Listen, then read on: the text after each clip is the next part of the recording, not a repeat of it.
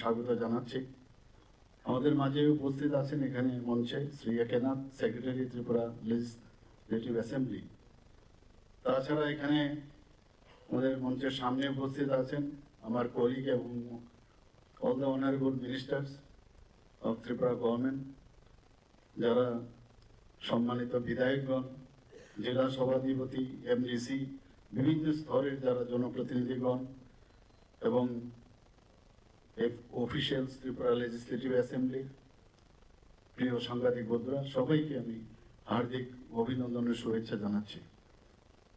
সত্যি আমাদের জন্য এটা একটা নতুন বিষয়। আমরা কখনো এই ধরনের, এটার উপর ভিত্তি করেও এই ধরনের একটা সেমিনার বা কর্মশালা হতে পারে, আই হ্যাড নো আইডিয়া। যখন প্রথমে আমাকে বলা হয়েছে এই ধরনের একটা সেমিনার হচ্ছে, প্রথমে তো বুঝতে চেষ্টা করলাম এটা কি এবং কেন, এবং আমার মনে হলো এটা প্রতি বছরই আমাদের করা উচিত। কারণ এতে করে বাইরের থেকে যিনি আমাদের অনারেবল ডেপুটি স্পিকার রাজ্যসভার এসছেন, এই ধরনের বিদ্বান ব্যক্তিদের কাছ থেকে আমরা অনেক কিছু কিন্তু জানতে পারি। আমাদের হিজ এক্সেলেন্সি অনারেবল গভর্নর, উনিও এখানে এসছেন, ওনার কাছ থেকেও বহুদিন এই সংসদীয় রাজনীতিতে উনি ছিলেন, ওনার কাছ থেকে অভিজ্ঞতা হচ্ছে সবচেয়ে বড় জিনিস। অভিজ্ঞতা বই পড়ে কিন্তু জানা যায় না, এবং এক একজন মানুষের তার যে থট প্রসেস, তার মধ্যে অনেক কিছু নিজের মধ্যে কিন্তু আসে, এবং সেগুলো যখন শেয়ার করে, আমার মনে আছে ভেঙ্কটেজি যখন এখানে আসছিলেন, আমি তখন এখানে স্টেট প্রেসিডেন্ট ছিলাম আমাদের পার্টির, উনি একবার আমাকে রাজভবনে উনি ছিলেন, ডেকে পাঠালেন। তো উনি এত সুন্দর কথা বলছিলেন, আজকে আমি একটু আগে কথা বলছিলাম যে 2 टिप्स मैं आपको दे देता हूं। क्या है? एक तो हमेशा कार्यकर्ता के साथ बातचीत करना चाहिए, टेलीफोन से बात करना। और दूसरा चीज, ऑपोजिशन वाले जो है उनके आगे या पीछे कभी भी कोई खराब वर्ड नहीं लगाना चाहिए, सम्मान के साथ इनके साथ बात करना चाहिए। দেখুন আজকে আমরা কোথায়, এখন এগুলো যদি না লাগাই বলবে তো পলিটিশিয়ানই না, কিন্তু কিরকম ব্যক্তি আর কি কথা বলে গেছেন, এটাই হওয়া উচিত আমাদের। এটাও কিন্তু একটা অভিজ্ঞতা নিজেকে আমি আপনাদের সামনে আমি রাখলাম। এবং এই ধরনের যে সংসদীয় ইতিহাসে আমার মনে হয় ত্রিপুরা রাজ্যে এটা একটা মাইল ফলক হয়ে থাকবে, একটা মাইল স্টোন আমি মনে করি আজকের দিনটা আমাদের সবার জন্য। এখানে সমস্ত জনপ্রতিনিধিরা এখানে উপস্থিত আছেন অলমোস্ট, কিন্তু আমাদের যে মেইন উদ্দেশ্য আমার মনে হয় যে সেটা হচ্ছে আমাদের অ্যাকাউন্টেবিলিটি এবং ডাউন টু আর্থ। মানুষের কাছে ডাউন টু আর্থ যত বেশি থাকা যায়, এবং সবসময় হেসে কথা বলা। আমরা কিন্তু হাসতে গিয়ে একটু মানে মাঝে মাঝে মনে হয় খুব কষ্ট হয়, এবং এর থেকে কম পয়সায় বা পয়সা ছাড়া এর থেকে ভালো জিনিস আর কিচ্ছু হয় না। এটা হাসি দিয়ে যদি সাধারণ মানুষের কথাটা শোনা যায়, বা মানুষের যখন সমস্যা হয় সেখানে যদি যাওয়ার চেষ্টা করা হয়, এর থেকে ভালো কানেকশন আর কিছুই হতে পারে না। এবং এখানেই বলছে অ্যাকাউন্টেবিলিটি, এই কথাটাই বলছে অ্যাকাউন্টেবিলিটি, যে তুমি যাদের দ্বারা নির্বাচিত হয়েছে তাদের প্রতি হয়তো অনেক কিছু নাও হতে পারে, সম্ভব নয় আমাদের পক্ষে 100% সব করে দিতে পারবো, বলা অসম্ভব, কিন্তু মিনিমাম 2 কান দিয়েছে ভগবান বেশি শোনার জন্য, আর 1টা মুখ দিয়েছে, 2টো মুখ দেয়নি। একটু কম বলো কিন্তু শুনো, এতেই কিন্তু অনেক লাভ হয়। আর একটু হাসো, আমার মনে হয় সেটা যদি আমরা সবাই করি। এবং আমাদের এই যে জবাবদিহিতা বা অ্যাকাউন্টেবিলিটি যে টাইটেল এখানে রাখা হয়েছে আজকে, এটা কিন্তু আমাদের গণতান্ত্রিক ব্যবস্থার মধ্যে এটা কিন্তু একটা আমার মনে হয় যে মূল ভিত্তি। এর উপর ভিত্তি করে আমাদের সব জায়গায় যাওয়া উচিত। আমাদের ভারতবর্ষ একটা বড় দেশ, আমরা সবাই জানি। তো সেই জায়গায় এই দেশের যে গণতন্ত্র আমরা সারা পৃথিবীতে এখন দেখি, মাননীয় প্রধানমন্ত্রী যেভাবে এখন কাজ করছেন সব জায়গায়, সেখানে আমরা দেখতে পাই যে আমাদের ভারতবর্ষকে যে একটা শক্তিশালী যে একটা গণতান্ত্রিক রাষ্ট্র, সেই হিসাবে কিন্তু অনেক সম্মান ওনার মাধ্যমে আমরা কিন্তু পাচ্ছি সেটা।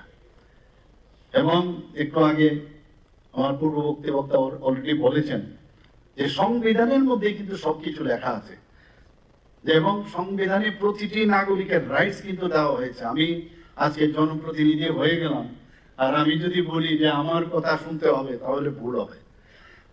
আগে যারা আজকে আমাদের নির্বাচিত করেছেন তাদের কথা আগে বেশি শুনতে হবে, শুনে তারা কি চাইছে এবং কোন জায়গায় আমরা ভুলটা করেছি সেখানে কিন্তু নিজেকে অনেক সময় আমরা স্ক্যানিং করে আমরা নিজেদেরকে আমরা তৈরি করতে পারি। ওই নেক্সট আবার যখন যাব ঘরে ঘরে, তখন কিন্তু তার জবাব আমাদের দিতে হবে। আমি বলবো সবাইকে যে যখন আমরা যাই তখন বলবে, ও এতদিন বাদে এসছেন, আগে কোথায় ছিলেন, এরকম বলে কিন্তু অনেকে।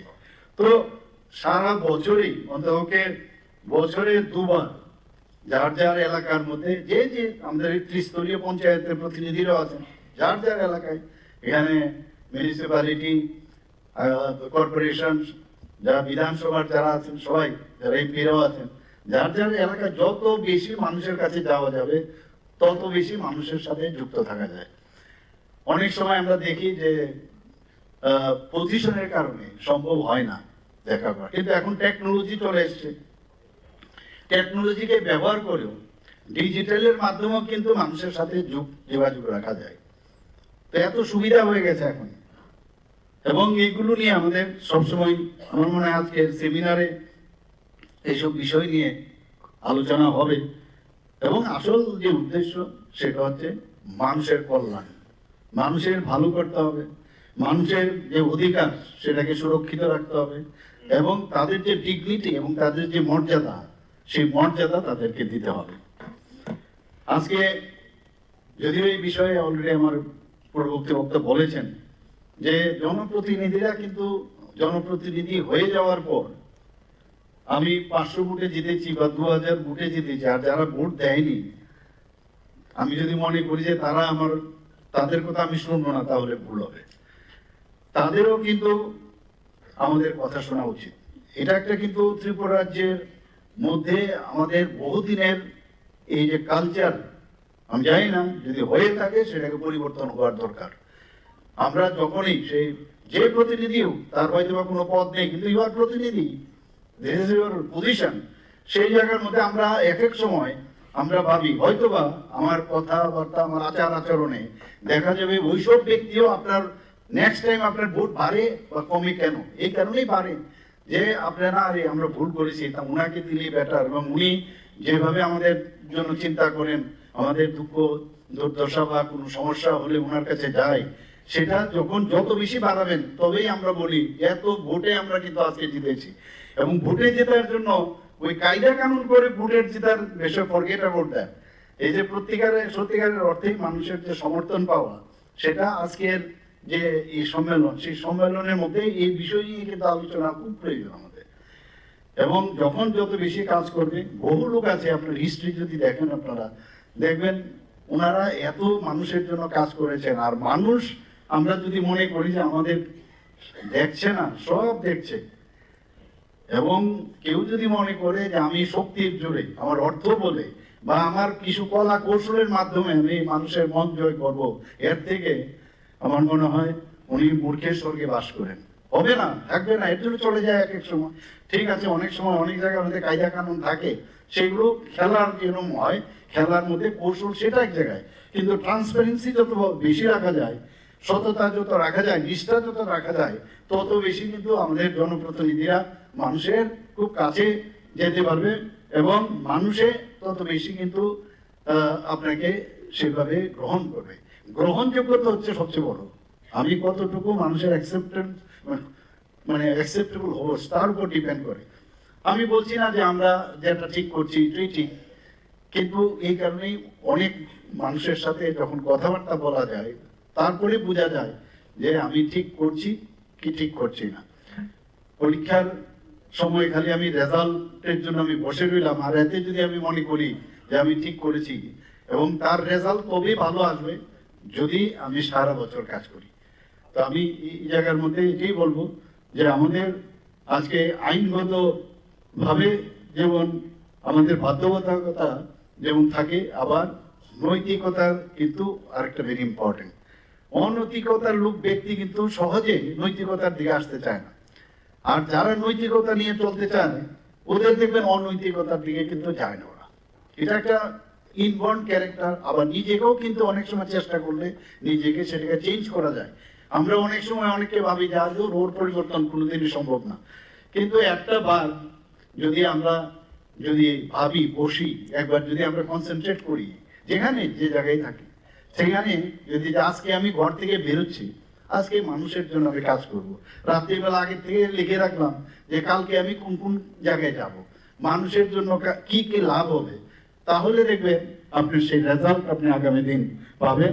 আর দুর্নীতি যখনই যেখানে দেখবেন, আমার মনে হয় এটা আমাদের জন্য অনেকটা ক্যান্সার থেকেও একটা বড় জিনিস এখন দাঁড়িয়েছে। দুর্নীতি, আমাদের মাননীয় প্রধানমন্ত্রী কি বলছেন যে मैं खुद भी नहीं खाऊंगा दूसरे को खाने भी नहीं दूंगा। এই ডায়লগ তো আমরা আগে কোনোদিন শুনিনি। मैं खुद भी नहीं खाऊंगा दूसरे को भी नहीं खाने दूंगा এবং मैं চৌকিদার हूं। এই যে বিষয়, এইগুলো নতুন নতুন জিনিস কিন্তু আমরা শিখছি এই ধরনের নিজের ব্যক্তির থেকে, এবং সেটাকে যদি আমরা সবাই মিলে আমরা যদি সেটাকে অ্যাকসেপ্ট করি এবং কার্যক্ষেত্র যদি আমরা সেটা ব্যবহার করি, তাহলে আমাদের যে জনপ্রতিনিধি হিসেবে তার সার্থকতা আসবে। মাননীয় প্রধানমন্ত্রীজি বলছেন সবকা সাথ সবকা বিকাশ, বিশ্বাস আর তার প্রয়াস। এই যে মূল, এটা অ্যাকচুয়ালি আমাদের একটা মূল মন্ত্র হওয়া উচিত। আমরা জানি না এরপর একটু next generation to next generation to next generation, এ তো আসবেই, কিন্তু এই যে স্লোগান আমার মনে হয় সেটা সবসময় থাকবে, এটা সবসময় থাকবে এবং এর স্থায়িত্ব থাকবে, এবং আমাদের এর উপর ভিত্তি করে আমাদের কর্মপন্থা আমরা আগামী দিন কিভাবে রোডম্যাপ সেগুলো আমাদের করতে হবে। 2047-এ আমাদের যে মাননীয় প্রধানমন্ত্রী যে গাইডলাইন দিয়েছেন যে আমাদের দেশকে ডেভেলপড কান্ট্রি, ইডি, আইএনজি না, ডেভেলপিং না, আইএনজি না, ডেভেলপড কান্ট্রি আমাদের বানাতে হবে। যে বিকশিত ত্রিপুরা, বিকশিত ভারত, তো বিকশিত ভারত বানাতে গেলে বিকশিত ত্রিপুরা স্টেটগুলো বানাতে হবে। আমরাও কিন্তু সেইভাবে আমরা চেষ্টা করছি। আর এইগুলো কিন্তু শুধু নারী বা আমাদের খালি ডায়লগ না, এগুলো কিন্তু আসলে আমাদের করা উচিত।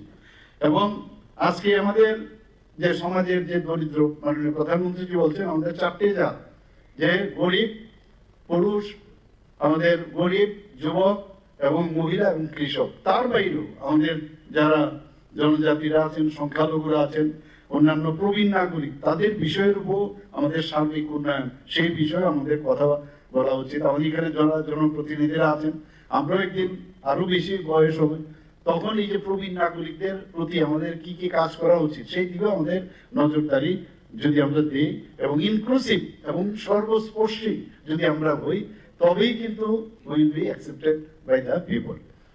আমার মনে হয় যে জনপ্রতিনিধিদের যে প্রকৃত শক্তি সেটা কিন্তু পদমর্যাদায় নয়, এবং মানুষের যত বেশি আমরা বিশ্বাসযোগ্যতা অর্জন করব তত বেশি আমরা মানুষের কাছে আমরা যেতে পারবো। এখানে কমনওয়েলথ পার্লামেন্টারি অ্যাসোসিয়েশন, যেটাকে সিপিএ একটু আগে বলা হয়েছে, প্রতিটি আমার কাছে যা ডাটা দেওয়া হয়েছে, প্রতিটি জেলায় এই ধরনের সেমিনার আয়োজন করা হবে এবং সেখানে জেলা পরিষদ, পঞ্চায়েত সমিতি, আগরতলা পুর নিগম, মিউনিসিপ্যালিটি কাউন্সিল, নগর পঞ্চায়েত এবং গ্রাম পঞ্চায়েত, ভিলেজ কাউন্সিল সহ প্রতিটি স্তরে যারা জনপ্রতিনিধিরা সেখানে থাকবেন। কিছু গাইডলাইনও এখন দেওয়া হয়েছে কমনওয়েলথ পার্লামেন্টারি অ্যাসোসিয়েশনের যে নির্দেশিকা, সেখানে বলেছে যে গণতান্ত্রিক শাসন ব্যবস্থা যে কিছু শক্তিশালী কিভাবে করা যায় তার গাইডলাইন বা রূপরেখা দেওয়া হয়েছে। এবং কমনওয়েলথ পার্লামেন্টারি যে অ্যাসোসিয়েশন সেটা কিন্তু আজকে গতকাল বা পরশু হয়নি, এটা হয়েছে 1911 সালে প্রতিষ্ঠিত হয়েছে, 1911 সালে প্রতিষ্ঠিত হয়। এবং তার যে মেইন উদ্দেশ্য সারা পৃথিবীর, কিন্তু এটা এমন না যে ভারতবর্ষের, সারা পৃথিবীর মনিটরিং করে সেটা, এবং যে গণতন্ত্রকে শক্তিশালী করা। আজকে এই যে সংস্থা বিশ্বের বিভিন্ন দেশের সংসদ ও আইনসভাগুলোর মধ্যে এই যে অভিজ্ঞতার কথা আমি বললাম, সেই অভিজ্ঞতাগুলো এবং যে জ্ঞান সেখানে জ্ঞান মানুষের অভিজ্ঞতার নিরিখে আসে, সেইগুলোর যে ভাগাভাগি করা, শেয়ার করা, তার মাধ্যমে আরো গণতন্ত্রকে কিভাবে উন্নত করা যায়, সেই তার জন্য এই ধরনের একটা সংস্থা। আজকে কমনওয়েলথ পার্লামেন্টারি অ্যাসোসিয়েশনের বিভিন্ন যে কর্মসূচি, সেখানে জনপ্রতিনিধিদের প্রশিক্ষণ ভেরি ইম্পর্টেন্ট, গবেষণা প্রকাশনা এবং কর্মশালা এবং আন্তর্জাতিক সম্মেলনের আয়োজন করা ইত্যাদি এই সংস্থা কিন্তু সেগুলো করে থাকে। এবং এখানে আমরা দেখলাম যে যুব সমাজকে বিশেষ করে, আমরা সবাই জানি যে কমনওয়েলথ পার্লামেন্টারি অ্যাসোসিয়েশনের যুব সংসদ সেটা কিন্তু হয়ে গেছে। এরকম শিক্ষা কর্মসূচি, সচেতনতামূলক পরিচালনা, এরকম ভবিষ্যৎ যাদের নেতৃত্ব, নতুন নতুন ছেলে মেয়েরা আসতে পারে, যাদের উপর আমরা যে যে ব্যাটন, সেই ব্যাটনটা তাদের কাছে দিতে পারি। এই সম্মেলনে আমার মনে হয় যে আমাদের বিভিন্ন যে উন্নয়ন বিষয় আছে, তার পরিকল্পনা, প্রশাসনিক সমস্যা এবং বিশেষ করে আজকাল প্রযুক্তির উপরে আজকে এআইও চলে এসছে, সেই এআইকে কিভাবে, যে আমাদের আর্টিফিশিয়াল ইন্টেলিজেন্স কিভাবে আমরা ব্যবহার করব, সেই বিষয় নিয়ে আলোচনা করা উচিত। আমাদের যে সম্মেলনের যে জেলা প্রশাসন, জনপ্রতিনিধি, বিশেষজ্ঞ, সমাজের বিভিন্ন শ্রেণীর লোকেরা আছেন যারা হয়তো জনপ্রতিনিধি না, কিন্তু তাদের মধ্যে কিন্তু অনেক অভিজ্ঞতা রয়েছে। তাদের সাথেও আমাদের বিভিন্ন জায়গায় যে যে স্থানে আছেন তাদের সাথে আমরা আলোচনা করি, কিন্তু এটাকে যেন একটা হেবিটের মধ্যে আমরা মানে সবসময় রাখি, সেই কর্ম পরিকল্পনা জরুরি। আমাদের এখানে সম্মেলনের যে মানুষের আস্থা অর্জন এবং তাদের সাথে বার্তালাপ এবং সেই বিষয়গুলো কিন্তু আমাদের করা উচিত। আমাদের এখানে আরো কয়েকটা বিষয় আমি বলি, কারণ সময়ের একটু সমস্যা আছে, তো আমি কয়েকটা বিষয় বলে যে জনপ্রতিনিধিদের নিয়মিত এলাকায় পরিদর্শন করা, সরকারি প্রকল্প বাস্তবায়নের ক্ষেত্রে তার সময়সীমা টাইম লাইনে হচ্ছে কিনা সেই বিষয়গুলো দেখা। এখানে সামাজিক যোগাযোগ মাধ্যম যেগুলো আমি একটু আগে বললাম, তার ইতিবাচক, পজিটিভ এবং তথ্যভিত্তিক যে প্রচার, সেইভাবে যাতে আমরা দেখবো, যারা করছে তাদের বিরুদ্ধেও আমরা বলবো যে এই ধরনের যে তথ্য তুমি দিচ্ছ সেটা ঠিক নয়, তার বিরুদ্ধেও বলা, কিন্তু নিজেদের চেষ্টা থাকবে যে আমি তথ্য ভিত্তিক এবং আমি ইতিবাচক পজিটিভ ঢঙে আমি প্রচার করব। অনেক সময় দুর্যোগের অবস্থা আসে, সেখানে দুর্যোগ পরিবেশে বা দুর্যোগের যখন অবস্থা দাঁড়ায় সেখানে সক্রিয় ভূমিকা গ্রহণ করা। এবং শিক্ষা আমাদের জন্য এবং স্বাস্থ্য আমাদের জন্য ভেরি ইম্পর্টেন্ট। আমরা সবাই যাই, কিন্তু আরো বেশি করে বিভিন্ন জায়গায় স্কুল, কলেজ বা হসপিটাল, সেখানে কিভাবে উন্নয়ন করা যায় তার বিষয়ে আমাদের একটা সক্রিয় ভূমিকা থাকা দরকার। এবং সঠিক পরিকল্পনা, প্রপার এবং ট্রান্সপারেন্সি, সেইগুলো আপনারা নিশ্চয়ই এদিকে নজর রাখবেন। পরিশেষে আমি এই সেমিনারের যে এবং কর্মশালার সার্বিক সফলতা কামনা করছি এবং সবাই মিলে আমরা যেটা বলছি যে ত্রিপুরা বিধানসভা হোক বা বিভিন্ন যেসব আমাদের মিউনিসিপ্যালিটি হোক বা অন্যান্য যেসব ত্রিস্তরীয় পঞ্চায়েতে হোক, সব জায়গায় আমরা এমন একটা, যেটা মাননীয় প্রধানমন্ত্রীজি বারবার বলছেন যে নিউ ইন্ডিয়া, তো নিউ ত্রিপুরা আমাদের তৈরি করতে গেলে আপনাদের থেকে বড় শক্তি আর কেউ থাকতে পারে না। You are host on yourself. আপনারা বহু মানুষের কিন্তু আপনারা কিন্তু রিপ্রেজেন্টেটিভ। আমরা সবাই মিলে এক ত্রিপুরা আমরা তৈরি করি, এমন এক ত্রিপুরা তৈরি করি যে নেক্সট জেনারেশন বলবে যে এমুক সময়ে এমুক ব্যক্তিরা ছিলেন, এমুক এইরকম কাজ করে গেছে, এবং সব সময় তারা মনে রাখবে। আজকে যেভাবে আমরা বড় বড় লিজেন্ড ব্যক্তিদের নাম আমরা স্মরণ করি, সেইভাবে নিজেকেও, যেহেতু ভগবান এটা আপনাদের সুযোগ দিয়েছে মানুষের, সাধারণ মানুষের জন্য কাজ করার জন্য, সেই কথাটা মাথায় রেখে অত্যন্ত স্পষ্টতার সাথে বলা, অত্যন্ত স্বচ্ছতার সাথে কাজ করা, আর ডাউন টু আর্থ হয়ে মানুষের জন্য কাজ করা। এই দু চারটি কথা বলে আমি আমার কথা বলা শেষ করছি। নমস্কার, জয় হিন্দ, ভারত মাতা কি জয়। অনেক অনেক ধন্যবাদ। আমাদের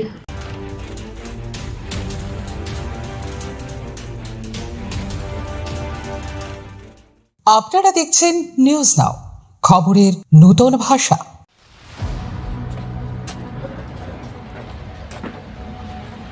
गाड़ी टूट फूट कैसे हो गया?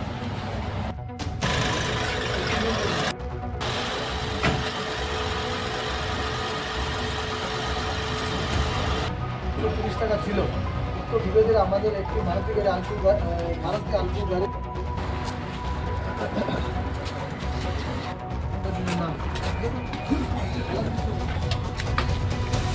প্রদান করে, ঠিক আছে?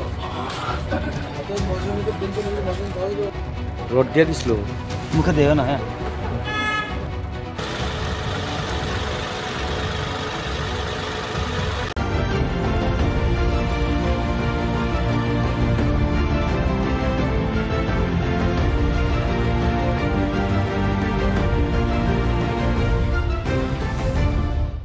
আপনারা দেখছেন নিউজ নাও, খবরের নূতন ভাষা। বৃহস্পতিবার আগরতলা প্রেস ক্লাবে আয়োজিত সাংবাদিক সম্মেলনে ছাত্রছাত্রীদের গুণগত কারিগরি শিক্ষার প্রসার এবং কম্পিউটার শিক্ষকদের নিয়োগ প্রক্রিয়া নিয়ে গুরুত্বপূর্ণ দাবি উত্থাপন করেছে অল ত্রিপুরা স্কুল কম্পিউটার শিক্ষক সংঘ। বর্তমান প্রেক্ষাপটে প্রযুক্তি নির্ভর শিক্ষার গুরুত্ব বহু গুণ বৃদ্ধি পেয়েছে। সেই কারণে বিদ্যালয় স্তরে মানসম্মত কম্পিউটার শিক্ষা নিশ্চিত করা অত্যাবশ্যক বলে সাংবাদিক সম্মেলনে জানিয়েছে সংঘ। থার্ড পার্টির মাধ্যমে নিয়োগ প্রক্রিয়া চালু থাকায় অনিশ্চয়তা, বৈষম্য এবং প্রশাসনিক জটিলতার সম্মুখীন হচ্ছেন কম্পিউটার শিক্ষকরা, যা নেতিবাচক প্রভাব ফেলছে শিক্ষার সামগ্রিক মানে, জানিয়েছে কম্পিউটার শিক্ষক সংঘ। থার্ড পার্টি এজেন্সির পরিবর্তে সরাসরি শিক্ষা দপ্তরের অধীনে স্বচ্ছ ও স্থায়ী নিয়োগ প্রক্রিয়া চালু করতে হবে। এর ফলে একদিকে যেমন শিক্ষকদের পেশাগত নিরাপত্তা নিশ্চিত হবে, অন্যদিকে ছাত্রছাত্রীরাও অধিক দক্ষ ও দায়বদ্ধ শিক্ষকের কাছ থেকে মানসম্মত কারিগরি শিক্ষা লাভ করতে পারবে বলে সাংবাদিক সম্মেলনে জানিয়েছে কম্পিউটার শিক্ষক সংঘ।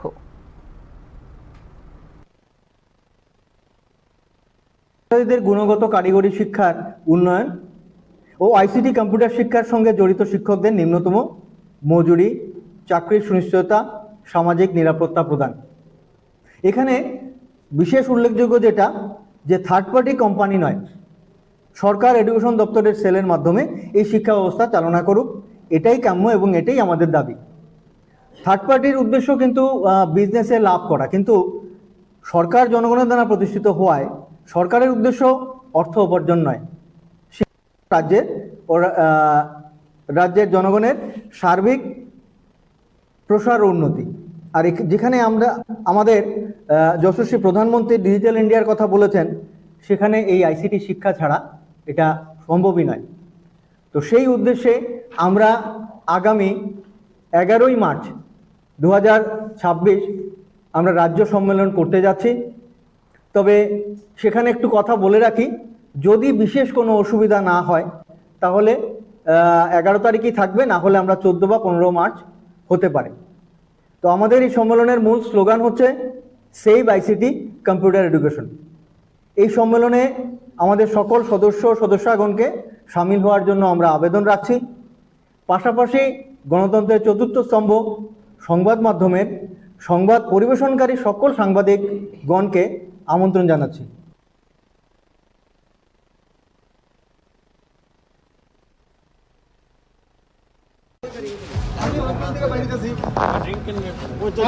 আমি হসপিটাল থেকে বাড়িতেছি, সাড়ে 1 ঘন্টা রাউন্ড দিয়ে বেরিয়েছি, আর আমি কোথাও আমি ড্রিঙ্ক এন্ড ড্রাইভ করতেছি আমার ভিতরে। আরে ভাই, আমি তাহলে আমাদেরকে এই সমাজে বাঁচারই অধিকার নাই?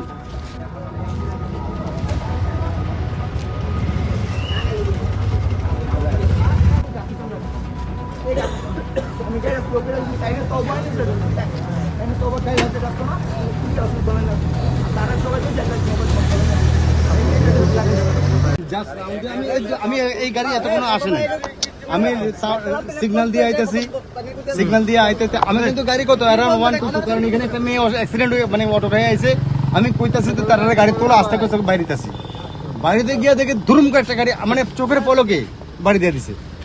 বাড়ি দেওয়ার পরে সে তো যাচ্ছে তাই কিছু গালিগালাজ করতেছে।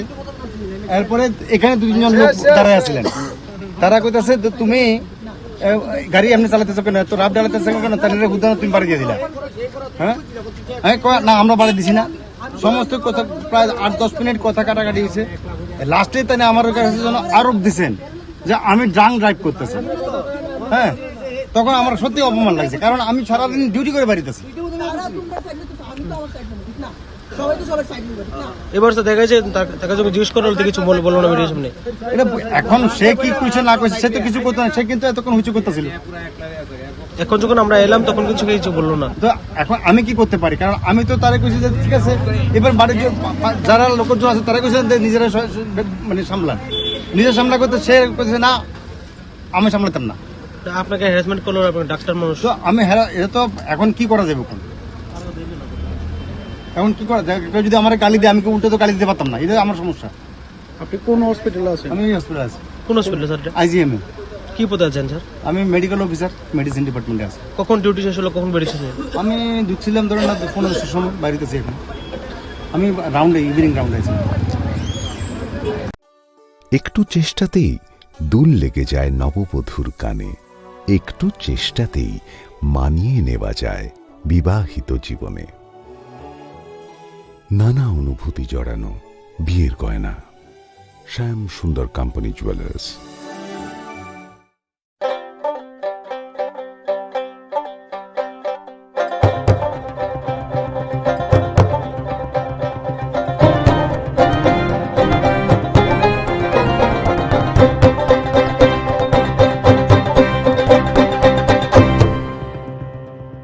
নমস্কার, নিউজ নাওয়ার পর্দায় বাংলা সংবাদে আপনাদের সকলকে স্বাগত। এই মুহূর্তে আপনাদের সঙ্গে রয়েছে আমি পাপড়ি। চোখ রাখছি আজকের বিস্তারিত সংবাদে। ত্রিপুরায় উদ্ভাবন ও প্রযুক্তিকে এগিয়ে নেওয়ার নতুন অধ্যায় শুরু হলো মুখ্যমন্ত্রী ডক্টর মানিক সাহার উদ্বোধনকৃত রাজ্য উদ্ভাবন মিশন দিয়ে। এই উদ্যোগের মাধ্যমে উদ্যোক্তা, স্টার্টআপ এবং প্রযুক্তি সংক্রান্ত নতুন ধারণাকে বাস্তবে রূপান্তরিত করার তৈরি হবে সুযোগ। টি-নেস্ট, ইনকিউবেশন পার্ক এবং জেলা উদ্ভাবন হাবের মাধ্যমে রাজ্যের প্রতিটি স্তরে উদ্ভাবনী কার্যক্রমকে উৎসাহিত করা হবে। এছাড়াও এআই চালিত স্মার্ট সিটি ও আইটি পার্কের উদ্যোগ ত্রিপুরাকে ডিজিটাল ভাবে অগ্রগামী রাজ্যের মধ্যে অবস্থান শক্তিশালী করবে বলে জানিয়েছেন মুখ্যমন্ত্রী ডক্টর মানিক সাহা। আগরতলার হাঁপানি আন্তর্জাতিক প্রদর্শনী কেন্দ্রে বৃহস্পতিবার রাজ্য উদ্ভাবন মিশনের উদ্বোধন করেন মুখ্যমন্ত্রী ডাক্তার মানিক সাহা। অনুষ্ঠানে উপস্থিত ছিলেন কেন্দ্রীয় বিজ্ঞান ও প্রযুক্তি প্রতিমন্ত্রী জিতেন্দ্র সিং। এই উদ্যোগ রাজ্যের উদ্ভাবনী বাস্তুতন্ত্রকে শক্তিশালী করার ক্ষেত্রে একটি গুরুত্বপূর্ণ পদক্ষেপ। ত্রিপুরা প্রশাসন ইতিমধ্যে সমস্ত স্তরে মন্ত্রিসভা, রাজ্য সচিবালয় থেকে গ্রাম পর্যায়ে পঞ্চায়েত সম্পূর্ণ কাগজবিহীন কার্যকারিতা নিশ্চিত করেছে, যা স্বচ্ছতা ও দক্ষতা বৃদ্ধি করেছে বলে এদিনের অনুষ্ঠানে জানিয়েছেন মুখ্যমন্ত্রী ডাক্তার মানিক সাহা। এই মিশন নীতি আয়োগের রাজ্য সহায়তা মিশনের অংশ, যা স্থানীয় উদ্ভাবনী উদ্যোগকে উৎসাহিত করার জন্য ডিজাইন করা হয়েছে। অটল উদ্ভাবন মিশনের সহায়তায় কৃষি, সবুজ প্রযুক্তি, পর্যটন, স্বাস্থ্যসেবা এবং ডিজিটাল পরিষেবা ক্ষেত্রে নতুন উদ্যোগকে সহায়তা করা হবে। ত্রিপুরা ইনস্টিটিউশন ফর ট্রান্সফরমেশন ও তথ্য প্রযুক্তি বিভাগ, IIM Kolkata, IIT Delhi, IIM Bangalore এবং টি হাব এর মতো শীর্ষস্থানীয় প্রতিষ্ঠানগুলোর সঙ্গে অংশীদারিত্ব করেছে বলে জানিয়েছেন মুখ্যমন্ত্রী। Innovation mission will play important role in accelerating the development of state in realizing the goal of Viksit Tripura and Viksit Bharat. Friends, innovation is not merely about technology. It is about transforming governance, empowering youth, honoring tradition, and building sustainable prosperity. The State Innovation Mission Tripura is a commitment to nurture ideas, a commitment to empower entrepreneurs, a commitment to bridge the local with the global. Once again, I would like to thank the team of Niti Aayog, led by our Honorable Vice Chairman Suman Beriji, for supporting Tripura in establishment of State Innovation Mission and charting our journey to build new Tripura. I also thank our Honorable Union Minister of State Independent Charge for Science and Technology, who just left the stage. And with this, I conclude my speech. Jai Hind, Jai Tripura, Jai Ma Tripura Sundari, Bharat Mata Ki Jai. মিশনের কার্যকর বাস্তবায়নের জন্য টি-নেস্ট প্রতিষ্ঠিত হবে, যা শিক্ষা প্রতিষ্ঠান, উদ্যোক্তা ও বিনিয়োগকারীর মধ্যে সংযোগ স্থাপনের সেতু হিসেবে কাজ করবে। টি-নেস্ট চানমারিতে প্রস্তাবিত ইনকিউবেশন ও ইনোভেশন পার্কের সঙ্গে একীভূত হবে। রাজ্যের 8টি জেলায় ইনোভেশন হাব তৈরির পরিকল্পনা করা হয়েছে এবং জেলা পর্যায়ে উদ্ভাবনকে উৎসাহিত করার জন্য জেলা উদ্ভাবক ফেলোশিপ চালু করা হবে বলেও এদিন জানিয়েছেন মুখ্যমন্ত্রী। Innovation Mission. T-Nest is the bridge that will connect campuses to markets, ideas to investment, and innovation to impact. T-Nest will provide co-working and incubation spaces, mentoring support, then legal and compliance guidance, intellectual property assistance, investment promotion. Specialized laboratories will be set up through partnerships with academics and research institutions. Today we have signed and more already you have seen with T-Hub Hyderabad to engage with them as a knowledge partner for establishment of T-Nest and to strengthen the startup and innovation ecosystem in Tripura. Nadatur S. Raghavan Center for Entrepreneurial Learning, IIM Bangalore, then IIM Calcutta Innovation Park, then SBI Foundation, and even Bandhan Bank have agreed to assist in the capacity building of T-Nest.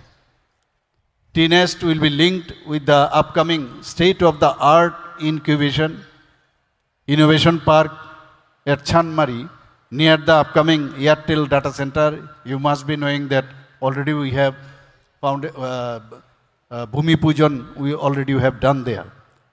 So innovation centers shall be established in each of the 8 districts. We have 8 districts. Everywhere these innovation centers will be set up and which will be linked with T-Nest. Tripura would launch country's first district innovator fellowships to foster grassroots innovators. With the assistance of Atal Innovation Mission, Niti Aayog, Tripura will come up with the artificial intelligence policy, first of its kind initiative in the country. AI নীতি অনুযায়ী Agartala smart city ব্যবস্থাপনার জন্য AI চালিত সমাধান চালু করা হবে, যা ট্রাফিক নিয়ন্ত্রণ, পার্কিং, বিদ্যুৎ ও পানি সরবরাহ, বন্যা ও বর্জ্য ব্যবস্থাপনা এবং সম্পত্তি মূল্যায়ন ক্ষেত্রে কার্যকর ভূমিকা রাখবে বলে তিনি অনুষ্ঠানে জানিয়েছেন মুখ্যমন্ত্রী। Tripura AI centre of excellence প্রতিষ্ঠার পরিকল্পনাও এদিন জানিয়েছেন মুখ্যমন্ত্রী ডাক্তার মানিক সাহা। এছাড়াও আইটি ও ডেটা অর্থনৈতিক অঞ্চল এবং আইটি পার্কের মাধ্যমে আইটি, আইটিইএস এবং ডেটা সেন্টার ইকোসিস্টেমকে উন্নীত করার জন্য রাজ্য সরকারের উদ্যোগের কথা জানিয়েছেন মুখ্যমন্ত্রী। Bureau report, news now. শ্লাঘ জিতেন্দ্র সিং। আগরতলার হাপানিয়ায় আন্তর্জাতিক প্রদর্শনী কেন্দ্রে রাজ্য উদ্ভাবন মিশনের উদ্বোধনী অনুষ্ঠানে উপস্থিত ছিলেন কেন্দ্রীয় বিজ্ঞান ও প্রযুক্তি প্রতিমন্ত্রী জিতেন্দ্র সিং। বক্তব্য রাখতে গিয়ে ত্রিপুরা কেবলমাত্র ভারতের প্রবৃদ্ধির নতুন ইঞ্জিন নয়, বরং নেতৃত্বদায়ী শক্তি হয়ে উঠতে পারে বলে অভিমত ব্যক্ত করেন জিতেন্দ্র সিং। অটল ইনোভেশন মিশন প্রধানমন্ত্রী নরেন্দ্র মোদীর একটি দূরদর্শী উদ্যোগ, যা গত কয়েক বছরে উল্লেখযোগ্য সাফল্য দেখিয়েছে। মুখ্যমন্ত্রী ডক্টর মানিক সাহার নেতৃত্বে এই রাজ্য উদ্ভাবন মিশন সহযোগিতামূলক যুক্তরাষ্ট্রীয়তার উজ্জ্বল দৃষ্টান্ত বলে উল্লেখ করেন জিতেন্দ্র সিং। অবকাঠামো উন্নয়ন, রেল ও বিমান যোগাযোগের প্রসার এবং বাঁশ, রাবারের মতো প্রাকৃতিক সম্পদের সম্ভাবনা কাজে লাগিয়ে ত্রিপুরা জাতীয় উন্নয়নে গুরুত্বপূর্ণ ভূমিকা রাখতে পারে বলেও মন্তব্য করেন কেন্দ্রীয় প্রতিমন্ত্রী Jitendra Singh. Next level. Very recently, we've also started 1 lakh crore RDI fund, Research Development Innovation Fund, so that then you can accelerate into your entrepreneurship. And as far as the PPP model is concerned, we are already in a big way trying to promote it. And with all these exclusive avenues and the exclusive potentials that a state like Tripura has, I think you have the opportunity not only to be the new engine of India's growth, as Prime Minister says, North is his new engine. So Tripura could lead as the new engine of New India, and the rest of the states can follow. With this compliments and this wishes, once again compliments to you all, and I'm sure next time we'll also have more of private sector participants in a program like this, because unless you have a extensive participation of the non-government sector, these young boys and girls can't sustain their startups and their entrepreneurship on their own. And this government is very, very open, to the extent that we have even opened up nuclear sector. So once we have opened up nuclear sector also for private players, तो हमारे पीछे बचा ही क्या? Nothing to hide. And therefore we would require your extensive participation from all the sectors for the common goal of carrying forward this nation and making it possible to be led by a peripheral state like Tripura. Thank you. Tripura মধ্য শিক্ষা পর্ষদের অধীনে বৃহস্পতিবার থেকে শুরু হয়েছে চলতি বছরের মাধ্যমিক পরীক্ষা। প্রথম দিনে ইংরেজি বিষয়ের পরীক্ষার মাধ্যমে রাজ্য জুড়ে ৬৯টি কেন্দ্রের অধীনে ১৪৫টি ভেন্যুতে মোট ৩২,৪০৪ জন পরীক্ষার্থী অংশ নিয়েছে এই পরীক্ষায়। পাশাপাশি মাদ্রাসা আলিম পরীক্ষাতেও অংশগ্রহণ করে ১৫৫ জন পরীক্ষার্থী।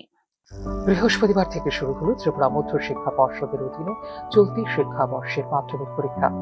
এদিন দুপুর ঠিক ১২টায় ইংরেজি বিষয়ের পরীক্ষার মধ্য দিয়ে রাজ্য জুড়ে আনুষ্ঠানিকভাবে সূচনা হয় মাধ্যমিক পরীক্ষা ২০২৬। একই সঙ্গে মাদ্রাসা ফাজিল পরীক্ষার্থীরাও অংশ নেয় ইংরেজি পরীক্ষায়। এবছর মাধ্যমিক পরীক্ষায় মোট পরীক্ষার্থীর সংখ্যা ৩২,৪০৪ জন। এর মধ্যে ১৪,৬২৯ জন ছাত্র এবং ১৭ জন ৩৭৫ জন ছাত্রী, অর্থাৎ পরিসংখ্যান অনুযায়ী ছাত্রীর সংখ্যায় এবছর উল্লেখযোগ্যভাবে বেশি, যা রাজ্যের শিক্ষাক্ষেত্রে মেয়েদের ক্রমবর্ধমান অংশগ্রহণের ইতিবাচক দিককে তুলে ধরে বলে মনে করছেন শিক্ষানুরাগী মহল। পাশাপাশি মাদ্রাসা আলিম পরীক্ষায় অংশ নিচ্ছে ১৫৫ জন পরীক্ষার্থী, তাদের মধ্যে ১২৯ জন ছাত্র এবং ২৬ জন ছাত্রী।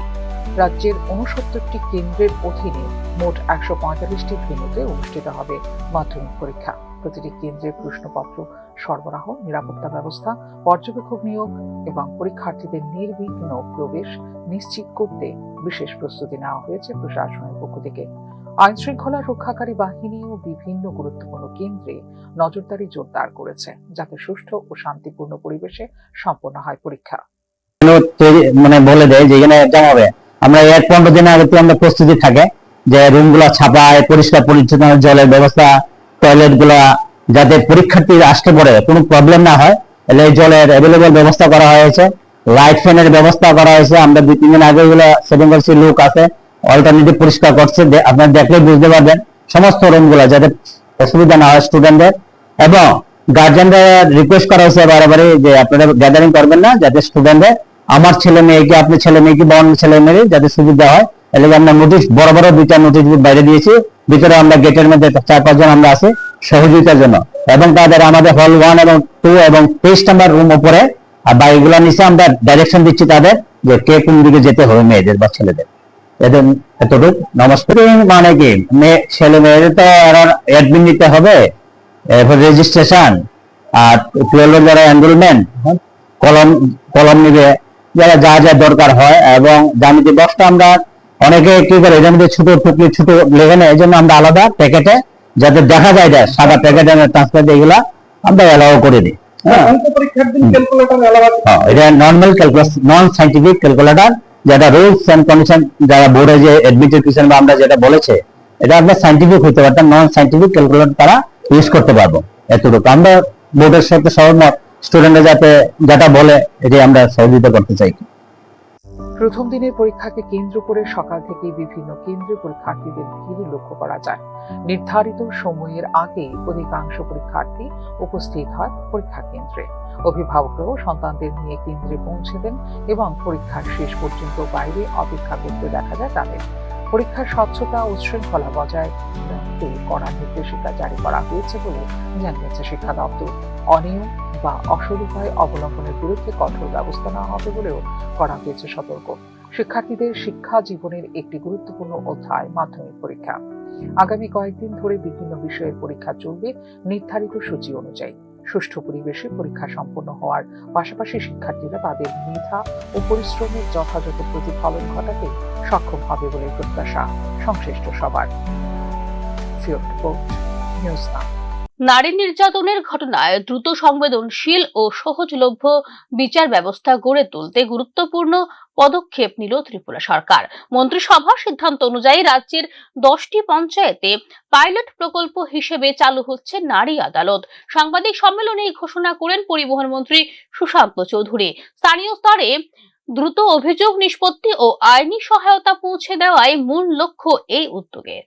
নারী নির্যাতনের ঘটনায় দ্রুত ও সংবেদনশীল বিচার ব্যবস্থা নিশ্চিত করতে যুগান্তকারী উদ্যোগ নিল রাজ্য সরকার। রাজ্যে 10টি পঞ্চায়েত এলাকায় পরীক্ষামূলকভাবে চালু করা হচ্ছে নারী আদালত। সাংবাদিক সম্মেলনে রাজ্য মন্ত্রিসভার এই সিদ্ধান্তের কথা ঘোষণা করেন পরিবহন মন্ত্রী সুশান্ত চৌধুরী। সামাজিক লজ্জা, পারিবারিক চাপ এবং দীর্ঘসূত্রিতা এই 3 কারণেই প্রথাগত বিচার ব্যবস্থার দ্বারস্থ হতে সাহস পান না বহু নির্যাতিতা নারী। ফলে অনেক ঘটনাই অপ্রকাশিত থেকে যায়। এই বাস্তবতা বিবেচনায় এনে স্থানীয় স্তরে সহজ, দ্রুত ও সহানুভূতিশীল বিচার প্রক্রিয়া গড়ে তোলার লক্ষ্যে নারী আদালত গঠনের নেওয়া হয়েছে সিদ্ধান্ত। বা সারা দেশে এমনও জায়গা রয়েছে যখন নারীরা নির্যাতিত হয়, অনেক সময় তারা কোর্টে যেতেও ভয় পায় বা পঞ্চায়েতে বিচার চাইতে গিয়েও তারা ভয় পায়। মানে একটা সময় দেখা যায় যে নারীদের উপর যতই অত্যাচার হোক, বিচারের বাণী নিরালে দিক দিতে কাঁদে। তার থেকে আমরা যে ওমেন এমপাওয়ারমেন্টের কথা বলি, প্রথম পর্যায়ে যেসব পঞ্চায়েতে নারী আদালত চালু হবে সেগুলির মধ্যে রয়েছে কদমতলা ব্লকের ফুলবাড়ি, চণ্ডীপুর ব্লকের শ্রীরামপুর, খোয়াইআডি ব্লকের পশ্চিম সোরাতলা, বামুটিয়া ব্লকের লেম্বুছড়া, নলছর ব্লকের খেদাছড়া, চেপানিয়া পঞ্চায়েত, দক্ষিণ ত্রিপুরা জেলার বিবেকানন্দ পল্লী এবং ধলাই জেলার 3টি পঞ্চায়েত। সংশ্লিষ্ট এলাকাগুলিতে প্রাথমিকভাবে এই প্রকল্পের কার্যকারিতা পর্যালোচনা করা হবে। কোন কোন সেই পঞ্চায়েত? নর্থ ত্রিপুরাতে কদমতলা ব্লকের অধীন ফুলবাড়ি পঞ্চায়েত, ঊনকোটি জেলায় চণ্ডীপুর ব্লকের অধীন শ্রীরামপুর পঞ্চায়েত, খোয়াই জেলায় আমাদের খোয়াইআডি ব্লকের অধীন ওয়েস্ট সোনাতলা পঞ্চায়েত, পশ্চিম জেলায় বামুটিয়া আডি ব্লকের অধীন লেম্বুছড়া পঞ্চায়েত, সিপাহীজলা জেলায় নলছড়ে খেদাবাড়ি পঞ্চায়েত, গোমতী জেলায় টেপানিয়া আডি ব্লকের অধীন টেপানিয়া পঞ্চায়েত, সাউথ ত্রিপুরা জেলায় সাতচাঁদ ব্লকের অধীন বিবেকানন্দ পল্লী পঞ্চায়েত এবং ধলাই যেহেতু আমাদের অ্যাসপিরেশনাল ডিস্ট্রিক্ট, তাই ধলাই জেলায় আমাদের সালেমা আডি ব্লক, দুর্গা চৌমনি আডি ব্লকের অধীন আমরা 3টা পঞ্চায়েত আমরা মানে সিদ্ধান্ত নিয়েছি। সিঙ্গানলা পঞ্চায়েত, হালাহালি পঞ্চায়েত, নর্থ হালাহালি পঞ্চায়েত, অর্থাৎ 10টা পঞ্চায়েতে এই যে নারী আদালত as a case study pilot project হিসাবে আমরা সূচনা করব। প্রতিটি নারী আদালতে থাকবে 9 সদস্যের একটি বিচার মণ্ডলী কমিটি। পুরনো দিনের সালিশি সভার আদলে কাঠামো গড়ে তোলা হলেও তা পরিচালিত হবে সম্পূর্ণ আইনসম্মত ও প্রাতিষ্ঠানিক নিয়মাবলীর আওতায়। কমিটিতে থাকবেন গ্রামের গ্রহণযোগ্য ও প্রতিষ্ঠিত ব্যক্তিত্ব, রাজনৈতিক প্রতিনিধি এবং আইনি বিষয়ে অভিজ্ঞ সদস্যরা। এই উদ্যোগ নারীদের জন্য বিচার প্রাপ্তির পথকে আরও সহজ ও নির্ভরযোগ্য করে তুলবে। স্থানীয় স্তরে দ্রুত নিষ্পত্তির মাধ্যমে একদিকে যেমন নির্যাতিতাদের মানসিক সুরক্ষা নিশ্চিত হবে, অন্যদিকে তেমনি সমাজে নারী সুরক্ষা ও ন্যায় বিচার প্রতিষ্ঠার ক্ষেত্রেও এটি গুরুত্বপূর্ণ ভূমিকা পালন করবে বলে প্রত্যাশা রাজ্য সরকারের। ভবিষ্যতে এই প্রকল্পের সাফল্যের ভিত্তিতে রাজ্যের অন্যান্য এলাকাতেও রয়েছে নারী আদালত সম্প্রসারণের পরিকল্পনা। ব্যুরো রিপোর্ট, নিউজ নাও। ত্রিপুরায় বাল্যবিবাহের ক্রমবর্ধমান হার রাজ্যের সামাজিক পরিকাঠামো ও নারী শিশু সুরক্ষার ক্ষেত্রে দাঁড়িয়েছে গভীর উদ্বেগের বিষয় হয়ে। ন্যাশনাল ফ্যামিলি হেলথ সার্ভের তথ্য অনুযায়ী রাজ্যে বাল্যবিবাহের হার 401%, যা উত্তর পূর্বাঞ্চলের সর্বোচ্চ এবং জাতীয় স্তরেও অন্যতম শীর্ষে। দারিদ্র্য, সামাজিক রীতিনীতি ও অর্থনৈতিক চাপে আরো জটিল হয়ে উঠছে পরিস্থিতি। এই প্রেক্ষাপটে বাল্যবিবাহ প্রতিরোধে আইন প্রয়োগ, সচেতনতা বৃদ্ধি এবং সামাজিক মানসিকতার পরিবর্তন বর্তমান সময়ের অন্যতম বড় চ্যালেঞ্জ। বাল্যবিবাহ রোধে সারা দেশব্যাপী উদ্যোগের অংশ হিসেবে আগরতলার মুক্তধারা প্রেক্ষাগৃহে অনুষ্ঠিত হলো জেলা ভিত্তিক সচেতনতামূলক কর্মসূচি। ত্রিপুরায় বাল্যবিবাহের হার উদ্বেগের কারণ হয়ে উঠেছে রাজ্য জুড়ে। ন্যাশনাল ফ্যামিলি হেলথ সার্ভে অর্থাৎ NFHS-5 এর প্রতিবেদনে রাজ্যে বাল্যবিবাহের হার 40.1% বলে উল্লেখ করা হয়েছে। এই পরিসংখ্যান উত্তর পূর্বাঞ্চলের মধ্যে প্রথম এবং জাতীয় স্তরে তৃতীয় স্থানে নিয়ে এসেছে ত্রিপুরাকে। বিশেষজ্ঞদের মতে সাম্প্রতিক সময়ে প্রায় 7% বৃদ্ধির প্রবণতা আরো জটিল করে তুলেছে পরিস্থিতিকে। দারিদ্র্য, সামাজিক ও সাংস্কৃতিক রীতিনীতি, কন্যা সন্তানকে আর্থিক বোঝা হিসেবে দেখার মানসিকতা এবং নিরাপত্তাজনিত আশঙ্কা, এই সমস্ত কারণ মিলেই বাল্যবিবাহের হার অবস্থান করছে উচ্চ পর্যায়ে। এত দূর এগিয়ে গেছি, আমাদের সমাজ এত দূর এগিয়ে গেছে, তারপরেও আমরা একটা জায়গায় আমরা পিছিয়ে আছি, সেটা হলো আমাদের বাল্যবিবাহ। তো আজকে আমাদের লজ্জা হয় যেটাতে, যখন আমরা দেখি যে আমাদের এই রাজ্য বাল্যবিবাহতে একটা ভালো জায়গায় আছে। তো আমরা চাইছি সেটাকে নামিয়ে আনার জন্য, আমরা যাতে আমাদের এই জেলাতে যাতে আমাদের বাল্যবিবাহ যেটা আছে, যে পরিসংখ্যা যেটা আছে, সেটাকে যাতে আমরা শূন্যের কোটায় নামিয়ে আনতে পারি। সেই জায়গায় আমরা আমাদের পঞ্চায়েত সমিতি, জেলা পরিষদ, আমাদের এডুকেশন, আমাদের সোশ্যাল এডুকেশন, সমস্ত পুলিশ থেকে শুরু করে সমস্ত ডিপার্টমেন্টকে সঙ্গে নিয়ে আমরা প্রতিনিয়ত কাজ করছি। তো আমাদের যে জেলাকে আমরা বাল্যবিবাহ মুক্ত করেই ছাড়ব আমরা। যদিও রাজ্যে শিক্ষা ও শিশু কল্যাণে উল্লেখযোগ্য অগ্রগতি হয়েছে, তবুও অর্থনৈতিক চাপ ও রক্ষণশীল সামাজিক কাঠামো অল্প বয়সে কন্যার বিয়ে দিতে প্রভাবিত করছে অনেক পরিবারকে। বাল্যবিবাহ রোধে 2006 সালে প্রণীত প্রোহিবিশন অফ চাইল্ড ম্যারেজ অ্যাক্টে পুরুষদের ন্যূনতম বিবাহযোগ্য বয়স 21 বছর এবং মহিলাদের জন্য 18 বছর নির্ধারণ করা হয়েছে। আইনে বাল্যবিবাহকে শাস্তিযোগ্য অপরাধ হিসেবে গণ্য করা হলেও বাস্তব ক্ষেত্রে আইন প্রয়োগের সীমাবদ্ধতা এবং সামাজিক চাপ দাঁড়িয়েছে বড় বাধা হয়ে। রাজ্য প্রশাসন ও বিভিন্ন স্বেচ্ছাসেবী সংস্থা সচেতনতা বৃদ্ধি, বালিকা মঞ্চ গঠন, বিদ্যালয় ভিত্তিক প্রচার অভিযান এবং কিশোরী ক্ষমতায়নমূলক কর্মসূচির মাধ্যমে পরিস্থিতি মোকাবিলার চেষ্টা চললেও তা কতটুকু যথেষ্ট তা নিয়ে উঠছে প্রশ্ন। ত্রিপুরাকে বাল্যবিমুক্ত করার লক্ষ্যে সর্বোত্তমভাবে প্রয়াস চালিয়ে যাচ্ছি। আজকে আমাদের এই ওয়েস্ট ত্রিপুরা ডিস্ট্রিক্টে বিভিন্ন ব্লকে আমরা প্রচার অভিযান করার পর আজকে এই বিশাল মুক্তধারাতে আমরা করে যাচ্ছি, যাতে অচিরে কোনো মেয়ের জীবন নষ্ট না হয় এবং প্রত্যেকটা মা বাবা যেন সচেতন থাকে, যাতে বাল্যবিবাহ করে কোনো মেয়ের জীবন নষ্ট না করে, সেই লক্ষ্যে আমরা প্রচার অভিযান করে যাচ্ছি। কেবল আইন নয়, দারিদ্র্য দূরীকরণ, নারীর শিক্ষা বিস্তার এবং সামাজিক মানসিকতার পরিবর্তন ছাড়া দীর্ঘমেয়াদী নিয়ন্ত্রণ করা সম্ভব নয় এই সমস্যা। ত্রিপুরায় বাল্যবিবাহের উচ্চ হার রাজ্যের সামাজিক উন্নয়নের পথে একটি বড় চ্যালেঞ্জ হিসেবে সামনে এসেছে, যা মোকাবিলায় সমন্বিত ও দীর্ঘমেয়াদী পদক্ষেপ এখন সময়ের দাবি। ফিউরো রিপোর্ট, নিউজ নাও। শকুনের নজর যেখানে ভাগাড়ের দিকে, সিপিএম সহ বিরোধী দলগুলোর নজরও ঠিক সেই ভাগাড়ের দিকেই। সাংবাদিকদের উপর বিধায়কী প্রাণনাশের হুমকি, চ্যানেল ও পত্রিকার সম্পাদকদের বিরুদ্ধে যখন চলছে প্রকাশ্যে ষড়যন্ত্র, রাজ্যের গণতন্ত্রের চতুর্থ স্তম্ভ যখন জ্বলছে প্রতিহিংসার আগুনে, তখন বিরোধী দলগুলি বসে আছে সারেঙ্গি বাজাতে। গণতন্ত্র, জনগণের অধিকার, সাংবাদিকতার স্বাধীনতা, তাদের কাছে এগুলো কেবল ফাঁকা শব্দ, লজ্জাহীন নীরব সুযোগের অপেক্ষা। এটাই এখন রাজ্যের বিরোধী দলগুলির বাস্তব চেহারা। শকুনের নজর থাকে ভাগাড়ের দিকে। মৃত পশুর দেহ ফেলার মতো ভাগাড় তৈরি করতে শকুনেই যেখানে উৎসাহী, ঠিক তেমনি রাজ্যের গণতন্ত্র রক্ষায় বিরোধী দলগুলো, বিশেষত সিপিএম, এখন সম্পূর্ণ অন্ধ। সাংবাদিকদের ওপর বিধায়কী প্রাণনাশের হুমকি, চ্যানেলের সম্পাদকদের ওপর প্রকাশ্যে হুমকি ও কোচ্ছায় যেখানে ছি ছি করছেন সাধারণ মানুষ, এই সময় রাজ্যের বিরোধী দলগুলোর ভূমিকা কি প্রশ্ন উঠছে তা নিয়ে। এক্ষেত্রে তাদের ভূমিকা কিছুই নয়, শুধু বসে আছে চুপচাপ ভাগাড়ের দিকে নজর রেখে। রাজ্যের গণতন্ত্রের চতুর্থ স্তম্ভ জ্বলছে প্রতিহিংসার আগুনে, আর সেই আগুনের পাশে বসে সারেঙ্গি বাজাচ্ছেন বিরোধী দল নেতা। রামপ্রসাদী হুঙ্কারের গম্ভীরতার মধ্যে তারা ব্যস্ত নাটক সাজাতে।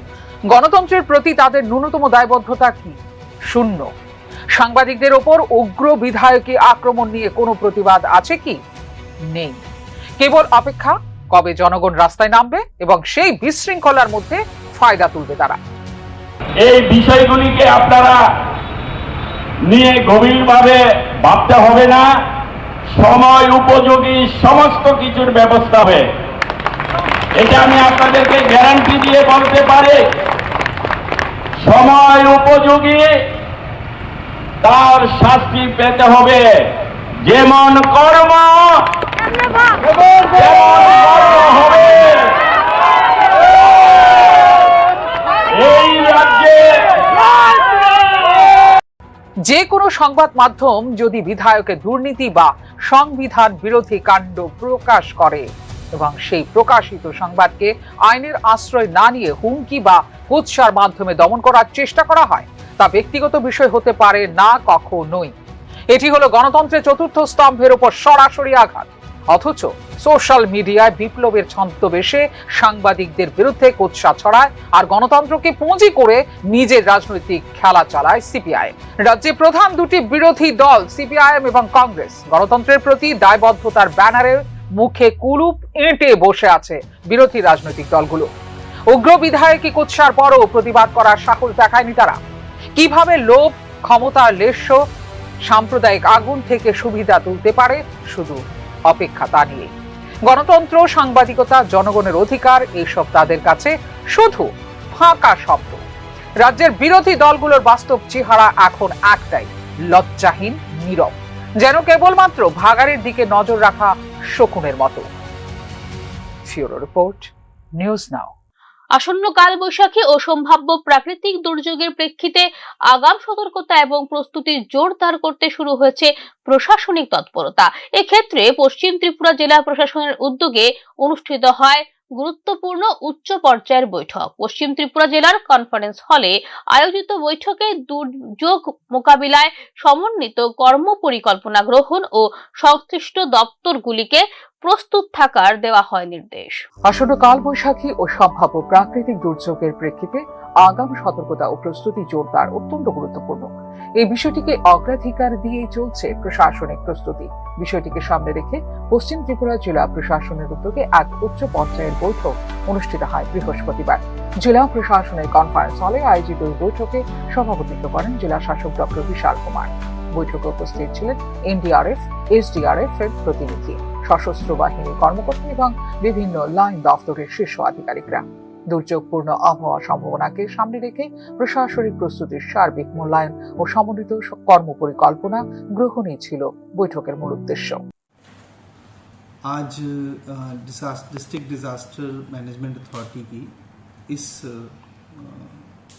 डिजास्टर ईयर की फर्स्ट मीटिंग थी और इस मीटिंग में सभी प्रिपेयर्डनेस पे ध्यान दिया गया है। इस मीटिंग में एसडीआरएफ, एनडीआरएफ, आर्म फोर्सेस एवं डिफरेंट लाइन डिपार्टमेंट्स के लोग थे और इस मीटिंग में हमने प्रिपेयर्डनेस खासकर जो काल बैसाखी और डिज़ास्टर और लाइटनिंग से होने वाले डैमेजेस को कैसे प्रिवेंट किया जाए, डिपार्टमेंट की किस तरीके से प्रिपरेशन है, हमारे जो इक्विपमेंट्स हैं वो रेडी है कि नहीं, और साथ ही साथ हमारे रिलीफ सेंटर्स किस तरीके से রেডিনেস है उनकी, इस पे দুর্যোগের সময় দ্রুত প্রতিক্রিয়া ও কার্যকর উদ্ধার তৎপরতা নিশ্চিত করতে প্রত্যেক দপ্তরকে পূর্ণ প্রস্তুত থাকতে হবে। ঝুঁকিপূর্ণ এলাকা চিহ্নিতকরণ, প্রয়োজনীয় উদ্ধার সরঞ্জাম ও ত্রাণ সামগ্রী মজুত রাখা, প্রশিক্ষিত কর্মী প্রস্তুত রাখা এবং অস্থায়ী ত্রাণ শিবির নির্ধারণের বিষয়ে এদিন বিশেষ গুরুত্ব আরোপ করেন জেলা শাসক। এছাড়াও বৈঠকে চিকিৎসা পরিষেবা প্রস্তুত রাখা, বিদ্যুৎ ও পানীয় জলের সরবরাহ বজায় রাখা, যোগাযোগ ব্যবস্থার সমন্বয় এবং প্রয়োজনে দ্রুত পুনর্বাসন ব্যবস্থা গ্রহণের রূপরেখা নিয়ে আলোচনা হয় বিস্তারিত। সম্ভাব্য জলাবদ্ধতা, গাছপালা উপড়ে পড়া বা অবকাঠামোগত ক্ষয়ক্ষতির মতো পরিস্থিতিতে তাৎক্ষণিক ব্যবস্থা গ্রহণের কৌশল নির্ধারণ করা হয় এদিনের বৈঠকে। और डिपार्टमेंट्स को भी इंस्ट्रक्शन दिया गया है कि वो अपने लाइन में, माने कि जो भी इनके फील्ड ऑफिस हैं उनको भी कंसीडर अवेयर करा लें, अपने रिसोर्सेज को मोबिलाइज कर लें। अगर उनके कोई कॉन्ट्रैक्ट हैं तो उन कॉन्ट्रैक्ट्स को कंटिन्यू करें या उनमें नए टेंडर करें ताकि ज़रूरत के टाइम पे जो सहायता है वो इमीडिएटली हो सके। साथ ही साथ अपना ट्रेनिंग कैलेंडर भी बना लें ताकि हम ट्रेनिंग जो भी इनके नोडल ऑफिसर्स हैं उनको ट्रेनिंग दे पाएँ। साथ ही साथ जो भी हेल्पलाइन नंबर्स हैं उनको एक्टिवेट कर दिया गया है। रूटीनली उनसे अब रेगुलर इंटरवल्स पे रिपोर्ट भी ली जाएगी ताकि हम नेक्स्ट आने वाले 8-10 महीनों के लिए, 7-8 महीने जो भी हमारे डिफ़िकल्ट महीने, इनके लिए हम लोग रेडीनेस रहें। डिपार्टमेंट्स का बहुत अच्छा अप्रोच था। कई डिपार्टमेंट के हेड आए हुए थे, उन्होंने अपनी प्रिपेयर्डनेस के बारे में बताया और हम उम्मीद करते हैं कि हमारे जितने भी लाइन डिपार्टमेंट्स हैं वो सारे प्रोटोकॉल्स, वो सारे प्लान्स जो भी उनके डिजास्टर रिलेटेड हैं वो फॉलो करेंगे। সম্ভাব্য যে কোনো দুর্যোগ মোকাবেলায় জেলা প্রশাসনগুলিকে সর্বাত্মক প্রস্তুতি নেবার নির্দেশ দিয়েছে রাজ্য সরকার। একই সঙ্গে সাধারণ মানুষকেও সতর্ক ও সচেতন থাকার আহ্বান জানানো হয়েছে, যাতে প্রশাসনের সঙ্গে সমন্বয় রেখে যে কোনো প্রতিকূল পরিস্থিতি সামাল দেওয়া যায় দক্ষতার সঙ্গে। ব্যুরো রিপোর্ট, নিউজ নাও। রাজধানী আগরতলায় দিন দিন বেপরোয়া হয়ে উঠছে ছিনতাইবাজ চক্র। জনবহুল ও গুরুত্বপূর্ণ সড়কেও তৈরি হয়েছে নিরাপত্তাহীনতার আবহ। অভিযোগ এরকমটাই। ভিআইপি রোডে যাত্রীবাহী গাড়ি অপহরণ করে ছিনতাই ও মারধরের ঘটনায় দেখা দিয়েছে গভীর উদ্বেগ। রাজধানী আগরতলায় ক্রমশ বাড়ছে ছিনতাইবাজদের দৌরাত্ম্য। শহরের গুরুত্বপূর্ণ সড়কগুলোতেও নিরাপত্তা নিয়ে উদ্বেগ তৈরি হয়েছে সাধারণ মানুষের মধ্যে। এয়ারপোর্ট থানার ভিআইপি রোডের কাঁঠালতলী এলাকায় এক দুঃসাহসিক অপহরণ ও ছিনতাইয়ের ঘটনা আরো প্রকট করে তুলেছে সেই আশঙ্কাকেই। সোনামুড়া থেকে একটি যাত্রীবাহী ইকো গাড়ি বিমান যাত্রী নিয়ে ফেরার সময় গাড়িটি জোরপূর্বক আটকায় একদল দুষ্কৃতী। পরে চালক ও যাত্রীদের সহ গাড়িটিকে নির্জন স্থানে নিয়ে গিয়ে মোবাইল ফোন, নগদ অর্থ ও অন্যান্য মূল্যবান সামগ্রী ছিনিয়ে নেওয়া হয় বলে অভিযোগ করেন গাড়ির যাত্রীরা। ঘটনাটা হয়েছে আপনার কাটাতলি পাই আমি যাত্রী নিয়ে তো ড্রাইভার এয়ারপোর্ট যাম, তারা সঙ্গে ছিল। কাটাতলি এসে একটা গাড়ি হঠাৎ সাইড সিটেছে, সাইড দিলাম, হঠাৎ করে সামনে এসে দাঁড়াই গেছে। দাঁড়াই তো নাইমা গাড়ির মধ্যে 12-13 জন খোলাফেনা ছিল, অনেক বড় বড়। নাইমা আমার থাপা সবসময় শুরু করে নামে তারা গাড়িটার মধ্যে তুলে গেছে। তুললে সিএনজি স্টেশনের সামনে একটা সামনে যে রোড গেছে, এই রোডে যায় একটা বড় মাঠ আছে, এই মাঠের মধ্যে নিয়ে অনেক মারছে। কোন জায়গা সিএনজি স্টেশন? কাঁঠালতলি। অনেক মারধর করছে, লগে মোবাইল ছিল সবার কাছে, 6টা মোবাইল নিয়ে গেছে, আর অনেক মারধর করছে, অনেক কিছু করছে। কি কারণে মারধর করছে তোমরা? কোনো কারণ ছাড়াই বিনা দোষে হঠাৎ গাড়িটা এসে সাইড দিয়েছি, হঠাৎ গাড়ি থেকে নেমে তারা অনেক ড্রিঙ্কস করে আসলো। তারা কইতেছে তারা বন্ধুর বাপ মারা গেছে, এই কারণে তারা এরকম করতেছে। তোমরা কয়জন ছিল? আমরা মোট টোটাল 7 জন ছিলাম, 3 জন চেন্নাই যাওয়ার লোক ছিল। পরে তারা ফ্লাইট মিস হয়ে যাবে থেকে তারা চেন্নাই গেছে। টোটালি আপনার 6টা মোবাইল তারা যারা চেন্নাই যাওয়ার ছিল তারা বিমানবন্দর নামাই দিছে তো? হ্যাঁ, তারা বিমানবন্দর নামাই দিয়েছে। পরে আমরা এয়ারপোর্ট থানাতে আসি, একটা লিখিত মামলা করি, তারপর নামে তারা তোমরা দুষ্কৃতীরা যাত্রী ও চালকদের ওপর বেধড়ক মারধর চালায় এবং গাড়িতেও ভাঙচুর করে বলে জানিয়েছেন ভুক্তভোগীরা। কোনো মতে দুষ্কৃতীদের কবল থেকে মুক্ত হয়ে এয়ারপোর্ট থানায় গিয়ে লিখিত অভিযোগ দায়ের করেন গাড়ির চালক এবং যাত্রীরা। আপনার কি হয়? আমার ছেলে। আপনার ছেলে কি প্রায়শই আগরতলা আইতো এরকম ভাবে? সব না, কোনো সময় আর হইছে। এই প্রথমবারের মতো এই ধরনের ঘটনা হয়েছে, কি কইবেন আপনি? আমি কি কইতাম দাদু, আমারও তো মাসে একবার ডাক্তারের কাছে লই গিয়ে, আমার স্বামীরও লই গিয়ে, এরকম কাজ তো আর কোনো সময় আজকের মতন এরকম ডাকাতি আর দেখছি না। আপনার দেখছি না আর কোনো সময়। এখন আপনারা কি চাইছেন? পুলিশের কাছে কি চাইছেন? কিটা চাই মহন আপনার কাছে, আপনারা এটার গাড়িটার এরকম করলো, ছেলের আর মোবাইল নিয়ে গেল, হন আপনারা এটার বিচার চাই আমরা। আর কি চাই? আপনার নাম? গাড়িটা ভাঙচুর করছে, আমরা এখন কি দিয়া শুট করি? আমি এরকম একটা ছেলে রোজগারি করতে পারিনি স্যার। আপনার নাম কি? আমার নাম জাহানারা খাতুন। আপনার বাড়ি কোন জায়গায়? সোনামুড়া মতিনগর গ্রামে, ইউনিনগর।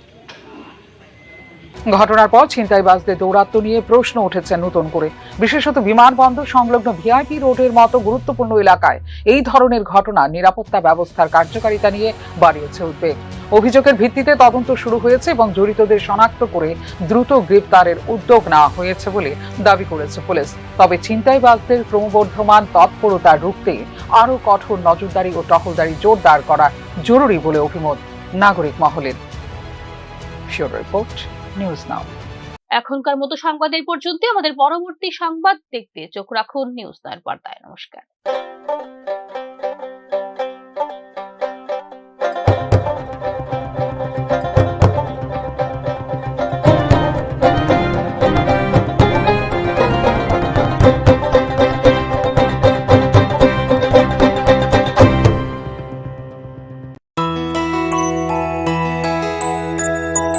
স্বাদে ভরা ঘিয়ের সুবাস লংতরায়, কি ভালো খেতে। শুদ্ধ ঘিয়ের আবেশ ভরা লংতরাই অপূর্ব সুগন্ধ, পুষ্টি ভরা ঘিয়ের খাবার, গাওয়া ঘি প্রিয় সবার, লংতরা একেই বলে বিশুদ্ধ ঘি। বিশুদ্ধ ঘি নাম মনে রেখো লংতরাই। লংতরাই ঘি রোজ খাবারে তোমাকে চাই। লংতরাই লংতরাই লংতরাই। রাজধানী আগরতলায় ক্রমশ বাড়ছে ছিনতাইবাজদের দৌরাত্ম্য। শহরের গুরুত্বপূর্ণ সড়কগুলোতেও নিরাপত্তা নিয়ে উদ্বেগ তৈরি হয়েছে সাধারণ মানুষের মধ্যে। এয়ারপোর্ট থানার ভিআইপি রোডের কাঁঠালতলী এলাকায় এক দুঃসাহসিক অপহরণ ও ছিনতাইয়ের ঘটনা আরও প্রকট করে তুলেছে সেই আশঙ্কাকেই। সোনামুড়া থেকে একটি যাত্রীবাহী ইকো গাড়ি বিমান যাত্রী নিয়ে ফেরার সময় গাড়িটি জোরপূর্বক আটকায় একদল দুষ্কৃতী। পরে চালক ও যাত্রীদের সহ গাড়িটিকে নির্জন স্থানে নিয়ে গিয়ে মোবাইল ফোন, নগদ অর্থ ও অন্যান্য মূল্যবান সামগ্রী ছিনিয়ে নেওয়া হয় বলে অভিযোগ করেন গাড়ির যাত্রীরা। ঘটনাটা হিসাব কাটাতলি পাই আমি যাত্রী নিয়ে তো ড্রাইভার এয়ারপোর্ট যান, তারা সঙ্গে ছিল। কাটাতলি এসে একটা গাড়ি হঠাৎ সাইড দিতেছে, সাইড দিলাম, হঠাৎ করে সামনে এসে দাঁড়াই গেছে। দাঁড়াই তো নাইমা গাড়ির মধ্যে 12-13 জন খোলাফেনা ছিল, অনেক বড় বড়। নাইমা আমার থাপা সটনা শুরু করে নামে তারা গাড়িটার মধ্যে তুলে গেছে। তুললে সিএনজি স্টেশনের সামনে একটা সামনে যে রোড গেছে, এই রোডে যায় একটা বড় মাঠ আছে, এই মাঠের মধ্যে নিয়ে অনেক মারছে। কোন জায়গা সিএনজি স্টেশন? কাঁঠালতলি। অনেক মারধর করছে, লগে মোবাইল ছিল সবার কাছে, সেটা মোবাইল নিয়ে গেছে আর অনেক মারধর করছে, অনেক কিছু করছে। কি কারণে মারধর করছে তোমরা? কোনো কারণ ছাড়াই বিনা দোষে হঠাৎ গাড়িটা এসে সাইড দিয়েছি, হঠাৎ গাড়ি থেকে নামে তারা অনেক ড্রিঙ্কস করে আসলো। তারা কইতেছে তারা বন্ধুর বাপ মারা গেছে, এই কারণে তারা এরকম করতেছে। তোমরা কয়জন ছিল? আমরা মোট টোটাল 7 জন ছিলাম, 3 জন চেন্নাই যাওয়ার লোক ছিল। পরে তারা ফ্লাইট মিস হয়ে যাবে থেকে তারা চেন্নাই গেছে। টোটালি আপনার 6টা মোবাইল তারা যারা চেন্নাই যাওয়ার ছিল তারা বিমানবন্দর নামাই দিছে তো? তারা বিমানবন্দর নামাই দিয়েছে। পরে আমরা কালাম এয়ারপোর্ট থানাতে আসি, একটা লিখিত মামলা করি, তাদের নামে তারা তোমরা দুষ্কৃতীরা যাত্রী ও চালকদের ওপর বেধড়ক মারধর চালায় এবং গাড়িতেও ভাঙচুর করে বলে জানিয়েছেন ভুক্তভোগীরা। কোনো মতে দুষ্কৃতীদের কবল থেকে মুক্ত হয়ে এয়ারপোর্ট থানায় গিয়ে লিখিত অভিযোগ দায়ের করেন গাড়ির চালক এবং যাত্রীরা। আপনার কি হয়? আমার ছেলে। আপনার ছেলে কি প্রায়শই আগরতলা আইতো এরকম ভাবে? সব না, কোনো সময় আর হইছে। এই প্রথমবারের মতো এই ধরনের ঘটনা হয়েছে, কি কইবেন আপনি? আমি কি কইতাম দাদু, আমারও তো মাসে একবারে ডাক্তারের কাছে লই গিয়ে, আমার স্বামীরও লই গিয়ে, এরকম কাজ তো আর কোনো সময় আজকের মতন এরকম ডাকাতি তো আর দেখছি না, আপনারা দেখছি না আর কোনো সময়। এখন আপনারা কি চাইছেন? পুলিশের কাছে কি চাইছেন? কিটা চাই মহন আপনার কাছে, আপনারা এটার গাড়িটার এরকম করলো, ছেলের আর মোবাইল নিয়ে গেল, হন আপনারা এটার বিচার চাই আমরা আর কি চাই। আপনার নাম? গাড়িটা ভাঙচুর করছে, আমরা এখন কি দিয়া শুরু করি? আমি এরকম একটা ছেলে রোজগারি করতে পারিনি স্যার। আপনার নাম কি? আমার নাম জাহানারা খাতুন। আপনার বাড়ি কোন জায়গায়? সোনামুড়া মতিনগর গ্রামে, ইউনিনগর। ঘটনার পর ছিনতাইবাজদের দৌরাত্ম্য নিয়ে প্রশ্ন উঠেছে নতুন করে। বিশেষত বিমানবন্দর সংলগ্ন ভিআইপি রোডের মতো গুরুত্বপূর্ণ এলাকায় এই ধরনের ঘটনা নিরাপত্তা ব্যবস্থার কার্যকারিতা নিয়ে বাড়িয়েছে উদ্বেগ। অভিযোগের ভিত্তিতে তদন্ত শুরু হয়েছে এবং জড়িতদের শনাক্ত করে দ্রুত গ্রেপ্তারের উদ্যোগ নেওয়া হয়েছে বলে দাবি করেছে পুলিশ। তবে ছিনতাইবাজদের ক্রমবর্ধমান তৎপরতা রুখতে আরও কঠোর নজরদারি ও টহলদারি জোরদার করা জরুরি বলে অভিমত নাগরিক মহলের। Report news now. ত্রিপুরা প্রদেশ মহিলা কংগ্রেস জিন্দাবাদ, জিন্দাবাদ, জিন্দাবাদ। ত্রিপুরা প্রদেশ মহিলা কংগ্রেস জিন্দাবাদ, জিন্দাবাদ।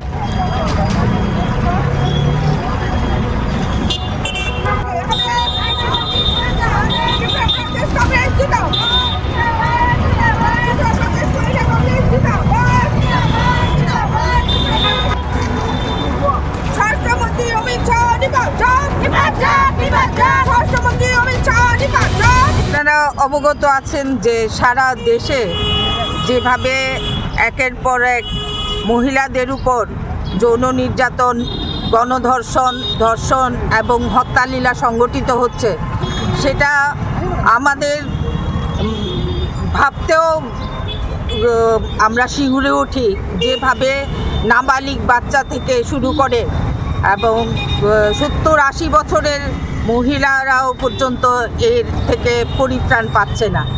তো আজকে বিগত দিনে পরপর কতগুলি ঘটনা যে ঘটে গেছে, সেটা মূলত কোত্থেকে শুরু হয়েছে। আজকে আপনারা দেখেছেন বিলকিস বানুর হত্যাকারীদের রেহাই করে তাদের ফুলমালা পরিয়ে যেভাবে সম্বোধন করা হয়েছে, তাতে করে যে অপরাধীরা তাদের উৎসাহিত করা হচ্ছে।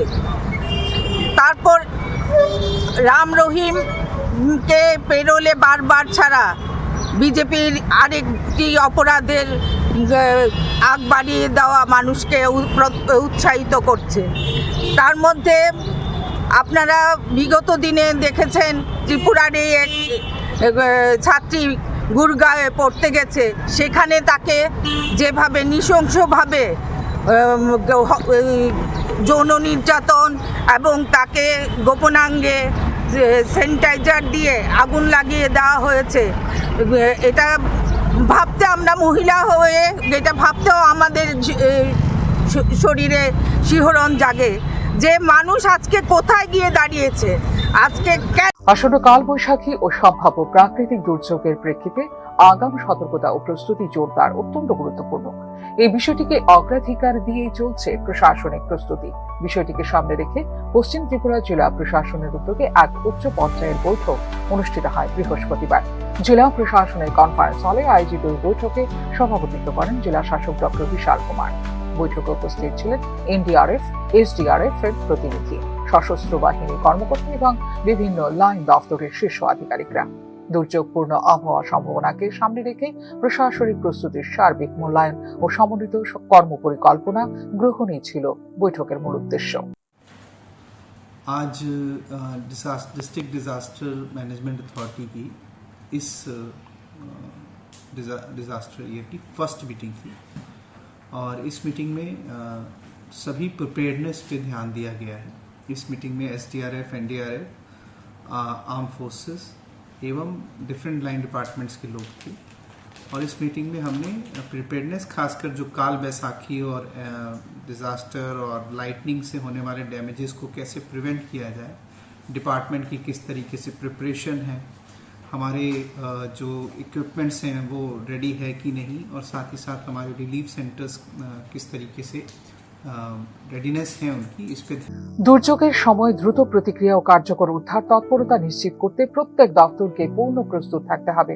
ঝুঁকিপূর্ণ এলাকা চিহ্নিতকরণ, প্রয়োজনীয় উদ্ধার সরঞ্জাম ও ত্রাণ সামগ্রী মজুত রাখা, প্রশিক্ষিত কর্মী প্রস্তুত রাখা এবং অস্থায়ী ত্রাণ শিবির নির্ধারণের বিষয়ে এদিন বিশেষ গুরুত্ব আরোপ করেন জেলা শাসক। এছাড়াও বৈঠকে চিকিৎসা পরিষেবা প্রস্তুত রাখা, বিদ্যুৎ ও পানীয় জলের সরবরাহ বজায় রাখা, যোগাযোগ ব্যবস্থার সমন্বয় এবং প্রয়োজনে দ্রুত পুনর্বাসন ব্যবস্থা গ্রহণের রূপরেখা নিয়ে আলোচনা হয় বিস্তারিত। সম্ভাব্য জলাবদ্ধতা, গাছপালা উপড়ে পড়া বা অবকাঠামোগত ক্ষয়ক্ষতির মতো পরিস্থিতিতে তাৎক্ষণিক ব্যবস্থা গ্রহণের কৌশল নির্ধারণ করা হয় এদিনের বৈঠকে। और डिपार्टमेंट्स को भी इंस्ट्रक्शन दिया गया है कि वो अपने लाइन में माने कि जो भी इनके फील्ड ऑफिस हैं उनको भी कंसीडर अवेयर करा लें, अपने रिसोर्सेज को मोबिलाइज कर लें। अगर उनके कोई कॉन्ट्रैक्ट हैं तो उन कॉन्ट्रैक्ट्स को कंटिन्यू करें या उनमें नए टेंडर करें ताकि ज़रूरत के टाइम पे जो सहायता है वो इमीडिएटली हो सके। साथ ही साथ अपना ट्रेनिंग कैलेंडर भी बना लें ताकि हम ट्रेनिंग जो भी इनके नोडल ऑफिसर्स हैं उनको ट्रेनिंग दे पाएँ। साथ ही साथ जो भी हेल्पलाइन नंबर्स हैं उनको एक्टिवेट कर दिया गया है। रूटीनली उनसे अब रेगुलर इंटरवल्स पे रिपोर्ट भी ली जाएगी ताकि हम नेक्स्ट आने वाले 8-10 महीनों के लिए, 7-8 महीने जो भी हमारे डिफ़िकल्ट महीने इनके लिए हम लोग रेडीनेस रहें। डिपार्टमेंट्स का बहुत अच्छा अप्रोच था। कई डिपार्टमेंट के हेड आए हुए थे, उन्होंने अपनी प्रिपेयर्डनेस के बारे में बताया और हम उम्मीद करते हैं कि हमारे जितने भी लाइन डिपार्टमेंट्स हैं वो सारे प्रोटोकॉल्स, वो सारे प्लान्स जो भी उनके डिजास्टर रिलेटेड हैं वो फॉलो करेंगे। সম্ভাব্য যে কোনো দুর্যোগ মোকাবেলায় জেলা প্রশাসনগুলিকে সর্বাত্মক প্রস্তুতি নেবার নির্দেশ দিয়েছে রাজ্য সরকার। একই সঙ্গে সাধারণ মানুষকেও সতর্ক ও সচেতন থাকার আহ্বান জানানো হয়েছে, যাতে প্রশাসনের সঙ্গে সমন্বয় রেখে যে কোনো প্রতিকূল পরিস্থিতি সামাল দেওয়া যায় দক্ষতার সঙ্গে। ফিউরো রিপোর্ট, নিউজ নাও।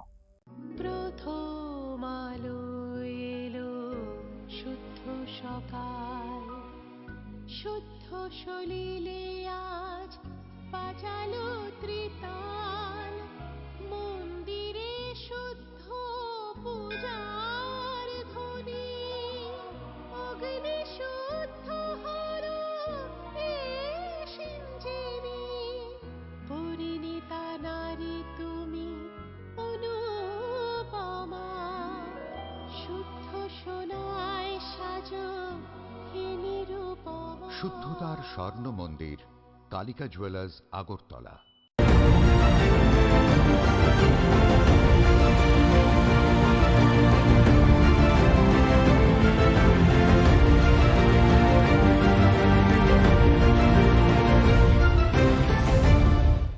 আপনারা দেখছেন নিউজ নাও, খবরের নতুন ভাষা। আগরতলার হাপানিয়ায় আন্তর্জাতিক প্রদর্শনী কেন্দ্রে রাজ্য উদ্ভাবন মিশনের উদ্বোধনী অনুষ্ঠানে উপস্থিত ছিলেন কেন্দ্রীয় বিজ্ঞান ও প্রযুক্তি প্রতিমন্ত্রী জিতেন্দ্র সিং। বক্তব্য রাখতে গিয়ে ত্রিপুরা কেবলমাত্র ভারতের প্রবৃদ্ধির নতুন ইঞ্জিন নয়, বরং নেতৃত্বদায়ী শক্তি হয়ে উঠতে পারে বলে অভিমত ব্যক্ত করেন জিতেন্দ্র সিং। অটল ইনোভেশন মিশন প্রধানমন্ত্রী নরেন্দ্র মোদীর একটি দূরদর্শী উদ্যোগ, যা গত কয়েক বছরে উল্লেখযোগ্য সাফল্য দেখিয়েছে। মুখ্যমন্ত্রী ডাক্তার মানিক সাহা নেতৃত্বে এই রাজ্য উদ্ভাবন মিশন সহযোগিতামূলক যুক্তরাষ্ট্রীয়তার উজ্জ্বল দৃষ্টান্ত বলে উল্লেখ করেন Jitendra Singh.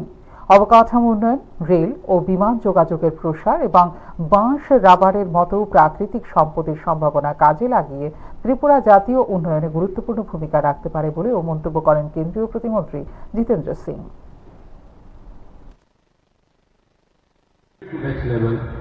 Very recently, we've also started 1 lakh crore RDI fund, Research Development Innovation Fund, so that then you can accelerate into your entrepreneurship. And as far as the PPP model is concerned, we are already in a big way trying to promote it. And with all these exclusive avenues and the exclusive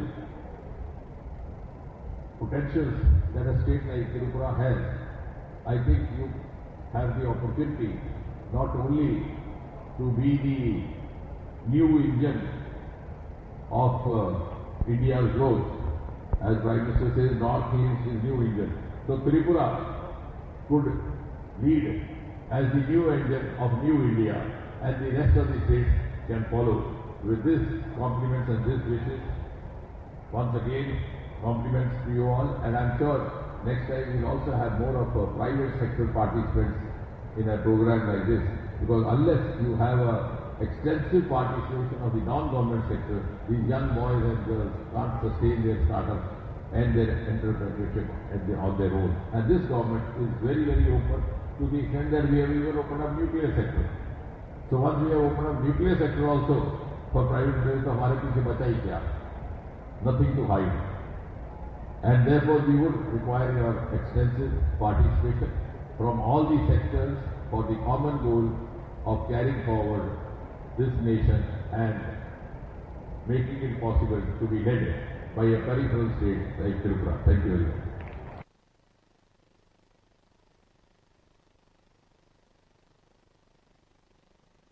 মশলা হাতে নয় চামচে তুলুন। লংতরাই গুঁড়ো মশলার প্রতিটি 250 গ্রাম প্যাকেটের সাথে 1টি চামচ ফ্রি।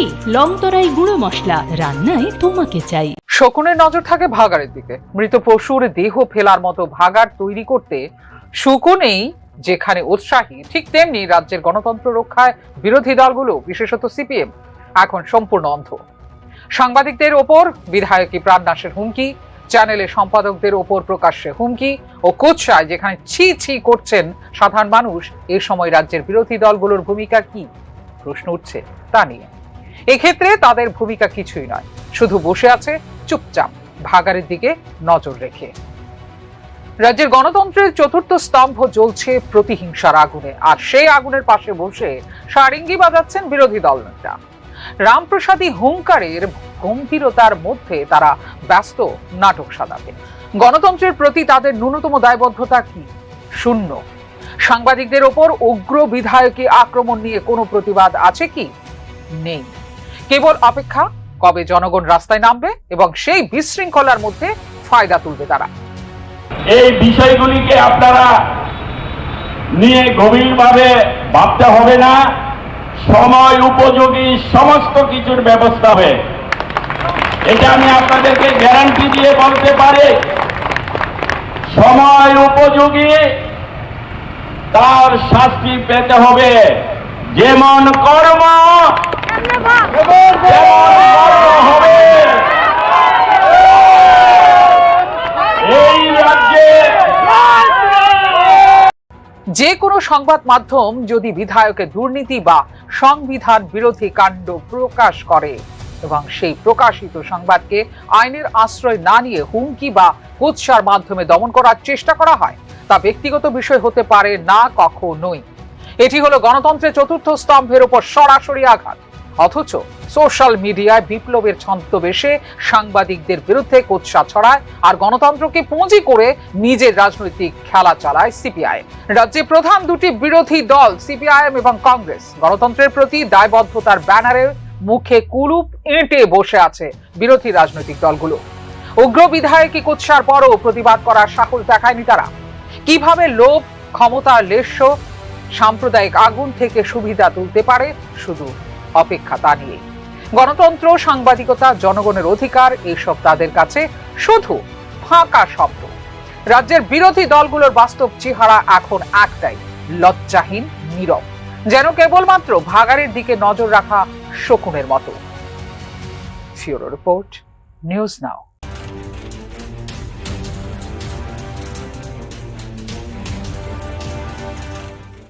আপনারা দেখছেন নিউজ নাও, খবরের নতুন ভাষা।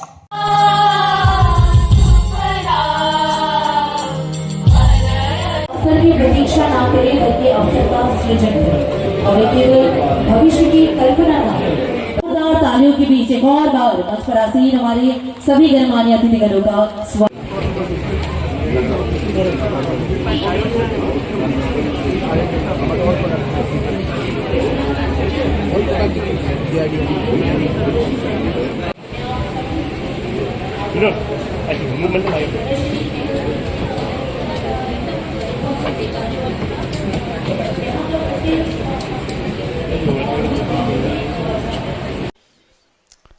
Launching of India's first state innovation mission ত্রিপুরাতে হয়েছে। আমি এখানে বলছিলাম যে অ্যাক্টিস্ট পলিসি করেছেন, কিন্তু মাননীয় প্রধানমন্ত্রী ত্রিপুরাকে এত ভালোবাসেন যে অ্যাক্টিস্ট পলিসির মধ্যে ইস্টের মধ্যেও এক ত্রিপুরা পলিসি করেছে। আদারওয়াইজ তো এরকম হতো না যে একজন এরকম মানে নীতি আয়োগের চেয়ারম্যান হচ্ছেন মাননীয় প্রধানমন্ত্রীজি, আর ভাইস চেয়ারম্যান উনি নিজে সুমন বেরি নিজে এসছেন এখানে।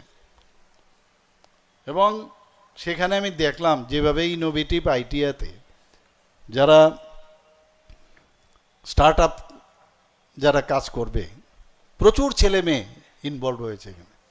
খালি চিন্তা করো আর কিভাবে করতে হবে, আর লজিস্টিক সাপোর্ট, টাকা পয়সা সব আমরা দেব।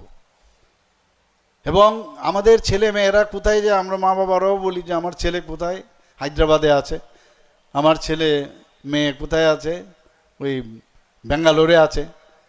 আমাদের ছেলে মেয়েরা এখন এই প্ল্যাটফর্ম এখানে পাচ্ছে। এখানে অলরেডি আমরা এখানে ইনকিউবেশন সেন্টারও তৈরি করে দিয়েছি আজকে, এবং এত সুন্দরভাবে আমরা সেখানে আজকে লঞ্চিংটা হলো হাপানিয়াতে। আপনারা যদি নিশ্চয়ই আপনারা যাবেন সেখানেও কিন্তু এইভাবে আজকে যে এই মেলা এখানে দেখানো হচ্ছে সেইভাবে ওখানেও কিন্তু হয়েছে। আজকে ICMR যেটা Indian council of medical research, ওনারাও এখানে এসছেন। আমার পূর্ববর্তী বক্তা বলেছেন ICAR যেটা ইন্ডিয়ান এগ্রিকালচার রিসার্চ ইনস্টিটিউট।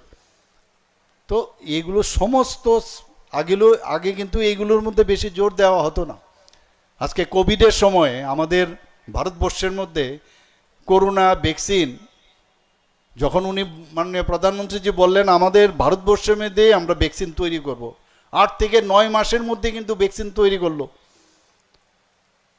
এই যে একটা মানসিক শক্তি বা এই ধরনের যে কনফিডেন্স, সেটা একের পর কিন্তু উনি দেখালেন। শুধু তাই নয়, ভারতবর্ষের প্রতিটি মানুষকে তো ভ্যাকসিন দিয়ে বাঁচালেন, আর 100টার উপরে অন্যান্য কান্ট্রিকেও সেখানে বিনা পয়সায় উনি ভ্যাকসিন দিয়েছেন। তো এই যে ভারত এখন সব জায়গার মধ্যে, ভারতকে এখন অন্য চোখে মানুষ দেখে। এবং আজকে আমাদের এখানে এই যে আমি কয়েকটা জিনিস আমার বলতেই হবে এখানে, আমরা ত্রিপুরা, বিকশিত ত্রিপুরা আমরা কিভাবে হচ্ছি।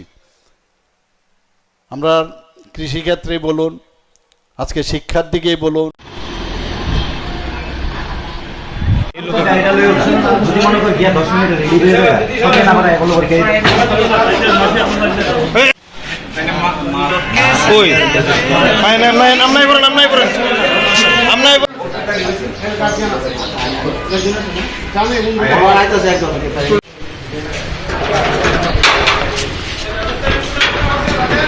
স্টুডেন্টের বিষয় দেখলাম। অ্যাকচুয়ালি মেয়েটা পরীক্ষা দিতে এসছে আজকে, মাধ্যমিক পরীক্ষা। সে নারীমঙ্গল স্কুল থেকে এসেছিল, সে ক্যান্ডিডেট। আর সে পরীক্ষা দিতে দিতে হঠাৎ করে মূর্ছিত হয়ে গেছে, অর্থাৎ একটু ফিটের মতো হয়ে গেছে। তো আমরা তার অবস্থা বেগতিক দেখে মেডিকেল টিমকে বললাম, মেডিকেল টিম বললো যে না, তাকে হাসপাতাল শিফট করতে হবে। তখন মেডিকেল টিম নিচে নিয়ে এসছে। তারপর ওর মাকে আমরা খবর দিলাম, মা আছে পাশেই বসে। মাকে খবর দেওয়ার পর মা এসছে। তো এখন বুঝতে পারছি না ঠিক কী হচ্ছে। এখন আমরা হাসপাতালে শিফট করেছি মেয়েটাকে। কোন ক্লাসের স্টুডেন্ট? সে এবার মাধ্যমিক পরীক্ষার্থী, ক্লাস 10-এ পড়ে। ছাত্রীর নাম জানা গেছে কি? নামটা ঠিক আমি এই মুহূর্তে আপনি বলতে পারছি। আমাদের বিশালগড় নারীমঙ্গল স্কুল। হ্যাঁ, নারীমঙ্গল স্কুল। এখন কি হাসপাতালে নেওয়া হয়েছে? এখন হাসপাতালে আমরা শিফট করেছি। এটা কোন সেন্টারটা? এটা বিশালগড় ক্লাস 12 স্কুল ভিন্ন। আপনার নামটা? আমার নাম উজ্জ্বল কুমার দাস, সহকারী প্রধান শিক্ষক, Bishalgarh class 12।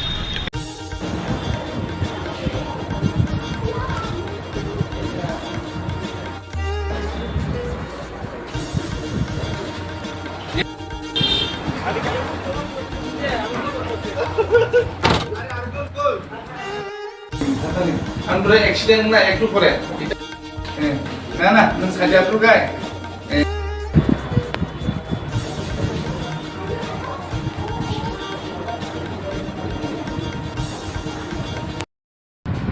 As a police officer one day, what you are feel now?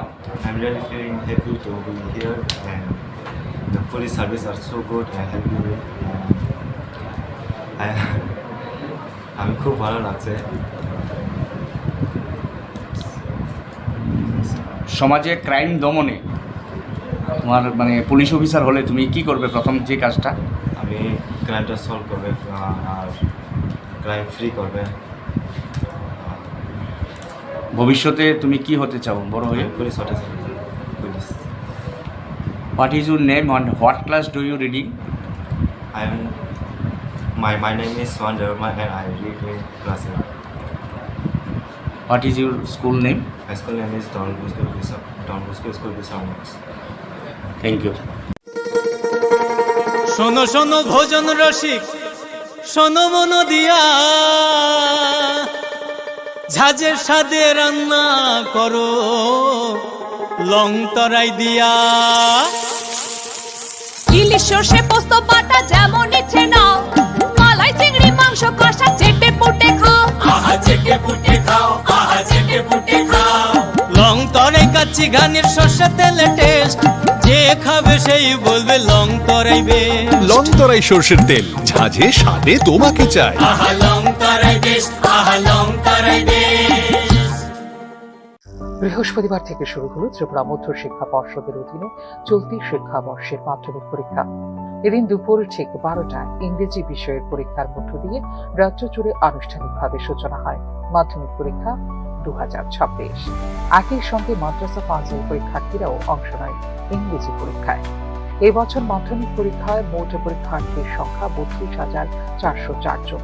এর মধ্যে 14,629 জন ছাত্র এবং 17,375 জন ছাত্রী, অর্থাৎ পরিসংখ্যান অনুযায়ী ছাত্রীর সংখ্যায় এবছর উল্লেখযোগ্যভাবে বেশি যা রাজ্যের শিক্ষাক্ষেত্রে মেয়েদের ক্রমবর্ধমান অংশগ্রহণের ইতিবাচক দিককে তুলে ধরে বলে মনে করছেন শিক্ষানুরাগী মহল।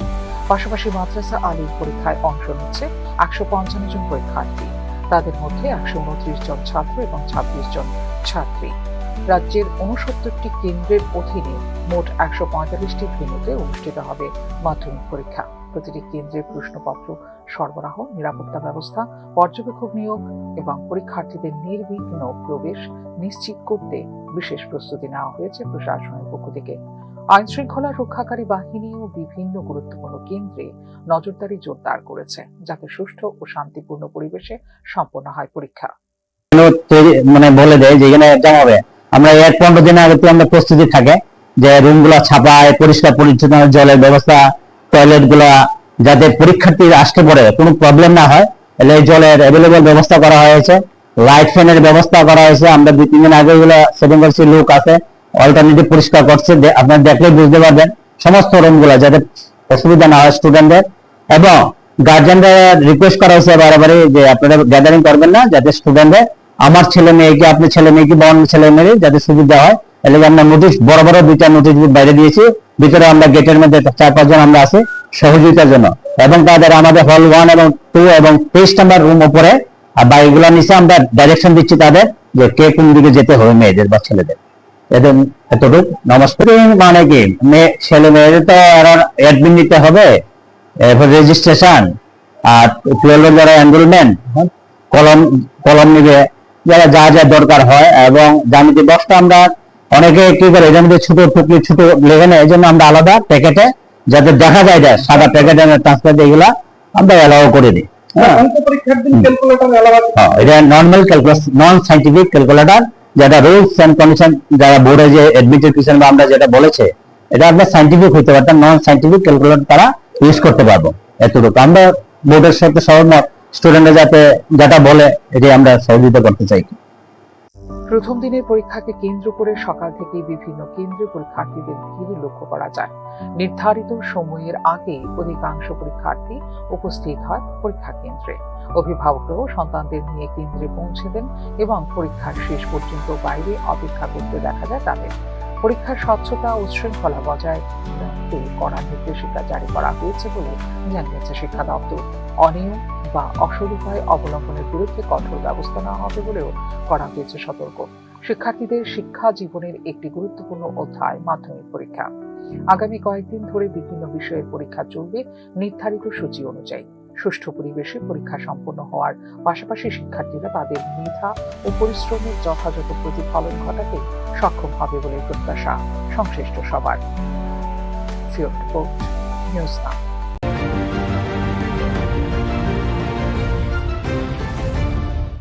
আপনারা দেখছেন নিউজ নাও, খবরের নতুন ভাষা।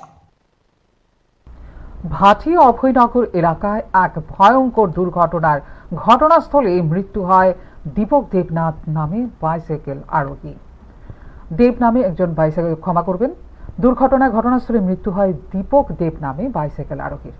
একটি ট্রিপার গাড়ি বাইসাইকেল চেপে আসা দীপক দেবকে ধাক্কা দেয়, যার ফলে ঘটনাস্থলেই প্রাণ হারান তিনি।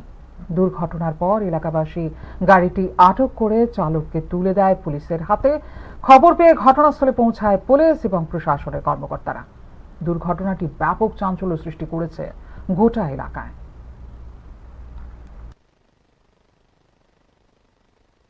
সকালবেলা একটা ওই আমাদের এলাকারই দীপক কুমার দেব এরকম একটা খুব দ্রুত বেগে একটা গাড়ি, যেটা আগে ওইদিকে বাড়ি দিয়ে গাড়ি দিয়ে আইছে। গাড়ির নাম্বার হলো TR01BB1810, একদম স্পট মানে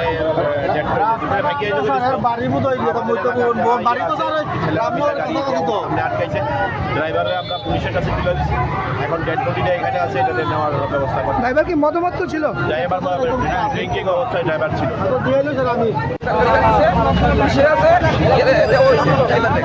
ড্রাইভার মদমত্ত অবস্থায় ছিল, ড্রাইভার আমার কাছে কইছে সারা রাত গাড়ি চালাইছে, কি হইছে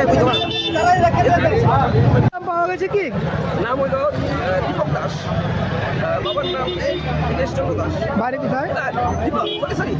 দীপক দেব লেক, দীনেশ চন্দ্র দেব লেক। বাড়ি কোথায়? বাড়ি ভাটিমারাঘাট, নিয়ার রোডটা। ড্রাইভারকে যে আটক করা হয়েছে, ড্রাইভারের নাম?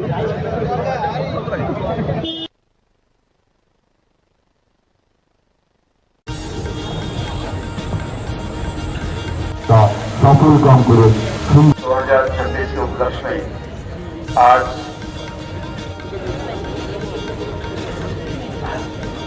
উমাকান্ত ময়দান থেকে অভিনগর পুলিশ লাইন পর্যন্ত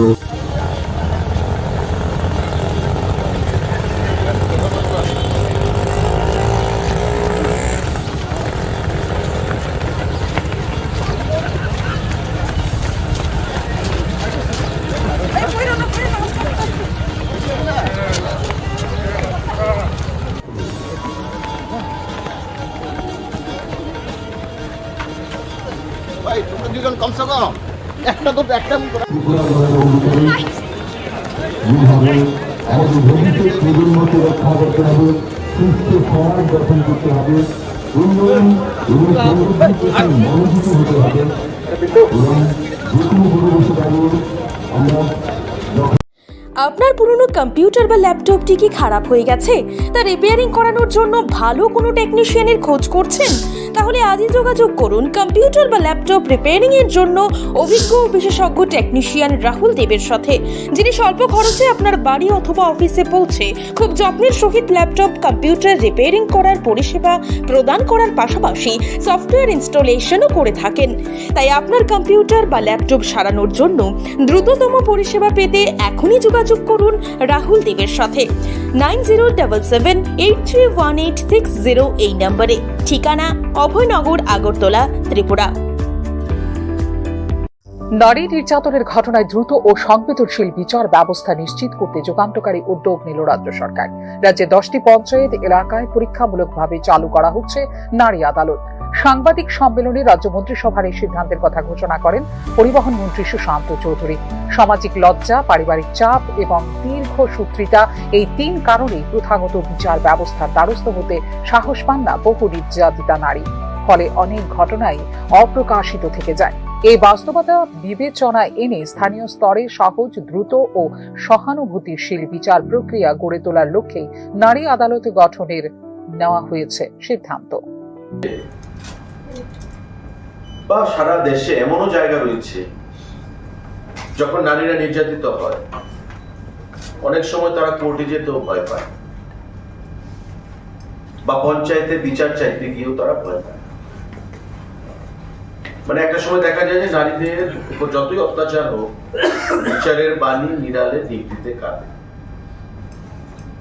তার থেকে আমরা যে ওমেন এমপাওয়ারমেন্টের কথা বলি, প্রথম পর্যায়ে যেসব পঞ্চায়েতে নারী আদালত চালু হবে সেগুলির মধ্যে রয়েছে কদমতলা ব্লকের ফুলবাড়ি, চণ্ডীপুর ব্লকের শ্রীরামপুর, খোয়াইআডি ব্লকের পশ্চিম সোরাতলা, বামুটিয়া ব্লকের লেম্বুছড়া, নলছর ব্লকের খেদাছড়া, টেপানিয়া পঞ্চায়েত, দক্ষিণ ত্রিপুরা জেলার বিবেকানন্দ পল্লী এবং ধলাই জেলার 3টি পঞ্চায়েত। সংশ্লিষ্ট এলাকাগুলিতে প্রাথমিকভাবে এই প্রকল্পের কার্যকারিতা পর্যালোচনা করা হবে। কোন কোন সেই পঞ্চায়েত? নর্থ ত্রিপুরাতে কদমতলা ব্লকের অধীন ফুলবাড়ি পঞ্চায়েত, ঊনকোটি জেলায় চণ্ডীপুর ব্লকের অধীন শ্রীরামপুর পঞ্চায়েত, খোয়াই জেলায় আমাদের খোয়াইআডি ব্লকের অধীন ওয়েস্ট সোনাতলা পঞ্চায়েত, পশ্চিম জেলায় বামুটিয়া আডি ব্লকের অধীন লেম্বুছড়া পঞ্চায়েত, সিপাহীজলা জেলায় নলছড়ে খেদাবাড়ি পঞ্চায়েত, গোমতী জেলায় টেপানিয়া আডি ব্লকের অধীন টেপানিয়া পঞ্চায়েত, সাউথ ত্রিপুরা জেলায় সাতচাঁদ ব্লকের অধীন বিবেকানন্দ পল্লী পঞ্চায়েত এবং ধলাই যেহেতু আমাদের অ্যাসপিরেশনাল ডিস্ট্রিক্ট, তাই ধলাই জেলায় আমাদের সালেমা আডি ব্লক, দুর্গা চৌমনি আডি ব্লকের অধীন আমরা 3টা পঞ্চায়েত আমরা মানে সিদ্ধান্ত নিয়েছি। সিঙ্গানলা পঞ্চায়েত, হালাহালি পঞ্চায়েত, নর্থ হালাহালি পঞ্চায়েত, অর্থাৎ 10টা পঞ্চায়েতে এই যে নারী আদালত as a case study pilot project হিসাবে আমরা সূচনা করব। প্রতিটি নারী আদালতে থাকবে 9 সদস্যের একটি বিচার মণ্ডলী কমিটি। পুরনো দিনের সালিশি সভার আদলে কাঠামো গড়ে তোলা হলেও তা পরিচালিত হবে সম্পূর্ণ আইনসম্মত ও প্রাতিষ্ঠানিক নিয়মাবলীর আওতায়। কমিটিতে থাকবেন গ্রামের গ্রহণযোগ্য ও প্রতিষ্ঠিত ব্যক্তিত্ব, রাজনৈতিক প্রতিনিধি এবং আইনি বিষয়ে অভিজ্ঞ সদস্যরা। এই উদ্যোগ নারীদের জন্য বিচার প্রাপ্তির পথকে আরও সহজ ও নির্ভরযোগ্য করে তুলবে। স্থানীয় স্তরে দ্রুত নিষ্পত্তির মাধ্যমে একদিকে যেমন নির্যাতিতাদের মানসিক সুরক্ষা নিশ্চিত হবে, অন্যদিকে তেমনি সমাজে নারী সুরক্ষা ও ন্যায় বিচার প্রতিষ্ঠার ক্ষেত্রেও এটি গুরুত্বপূর্ণ ভূমিকা পালন করবে বলে প্রত্যাশা রাজ্য সরকারের। ভবিষ্যতে এই প্রকল্পের সাফল্যের ভিত্তিতে রাজ্যের অন্যান্য এলাকাতেও রয়েছে নারী আদালত সম্প্রসারণের পরিকল্পনা। ফিউরো রিপোর্ট, নিউজ নাও। তুমি আছো রান্নাঘরে, তাই সুগন্ধে ভরে, যা খুশি তেমনই খাই, তোমার জাদুর রান্নায় থাকে শুধু লং তরাই, থাকে শুধু লং তরাই। কত কেজি রান্না হয়, মনটাই করছো জয়, ভালোবেসে বলছি তাই, রান্নায় তোমাকে চাই, চাই শুধু লং তরাই, চাই শুধু লং তরাই। লং তরাই গুঁড়ো মশলা, রান্নায় তোমাকে চাই, চাই শুধু লং তরাই।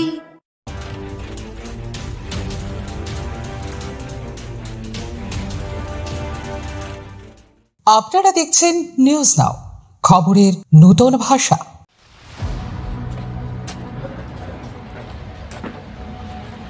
गाड़ी टूट फूट कैसे हो गया?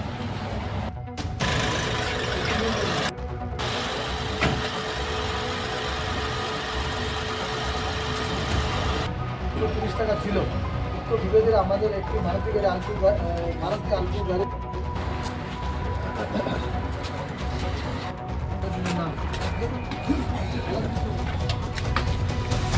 প্রদান করে, ঠিক আছে? রোড দিয়ে দিছিল, মুখে দেও না। হ্যাঁ,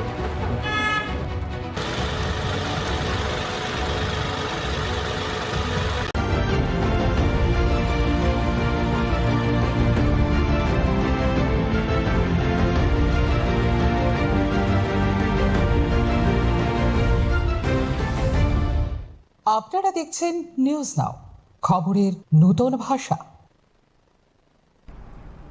বৃহস্পতিবার আগরতলা প্রেস ক্লাবে আয়োজিত সাংবাদিক সম্মেলনে ছাত্রছাত্রীদের গুণগত কারিগরি শিক্ষার প্রসার এবং কম্পিউটার শিক্ষকদের নিয়োগ প্রক্রিয়া নিয়ে গুরুত্বপূর্ণ দাবি উত্থাপন করেছে অল ত্রিপুরা স্কুল কম্পিউটার শিক্ষক সংঘ। বর্তমান প্রেক্ষাপটে প্রযুক্তি নির্ভর শিক্ষার গুরুত্ব বহু গুণ বৃদ্ধি পেয়েছে। সেই কারণে বিদ্যালয় স্তরে মানসম্মত কম্পিউটার শিক্ষা নিশ্চিত করা অত্যাবশ্যক বলে সাংবাদিক সম্মেলনে জানিয়েছে সংঘ। থার্ড পার্টির মাধ্যমে নিয়োগ প্রক্রিয়া চালু থাকায় অনিশ্চয়তা, বৈষম্য এবং প্রশাসনিক জটিলতার সম্মুখীন হচ্ছেন কম্পিউটার শিক্ষকরা, যা নেতিবাচক প্রভাব ফেলছে শিক্ষা সামগ্রিক মানে, জানিয়েছে কম্পিউটার শিক্ষক সংঘ। থার্ড পার্টি এজেন্সির পরিবর্তে সরাসরি শিক্ষা দপ্তরের অধীনে স্বচ্ছ ও স্থায়ী নিয়োগ প্রক্রিয়া চালু করতে হবে। এর ফলে একদিকে যেমন শিক্ষকদের পেশাগত নিরাপত্তা নিশ্চিত হবে, অন্যদিকে ছাত্রছাত্রীরাও অধিক দক্ষ ও দায়বদ্ধ শিক্ষকের কাছ থেকে মানসম্মত কারিগরি শিক্ষা লাভ করতে পারবে বলে সাংবাদিক সম্মেলনে জানিয়েছে কম্পিউটার শিক্ষক সংঘ।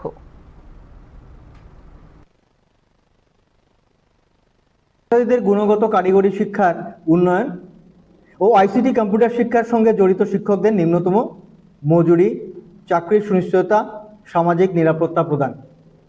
এখানে বিশেষ উল্লেখযোগ্য যেটা, যে থার্ড পার্টি কোম্পানি নয়, সরকার এডুকেশন দপ্তরের সেলের মাধ্যমে এই শিক্ষা ব্যবস্থা চালনা করুক, এটাই কাম্য এবং এটাই আমাদের দাবি। থার্ড পার্টির উদ্দেশ্য কিন্তু বিজনেসে লাভ করা, কিন্তু সরকার জনগণের দ্বারা প্রতিষ্ঠিত হওয়ায় সরকারের উদ্দেশ্য অর্থ উপার্জন নয়, রাজ্যের জনগণের সার্বিক প্রসার ও উন্নতি। আর যেখানে আমরা আমাদের যশস্বী প্রধানমন্ত্রী ডিজিটাল ইন্ডিয়ার কথা বলেছেন, সেখানে এই আইসিটি শিক্ষা ছাড়া এটা সম্ভবই নয়।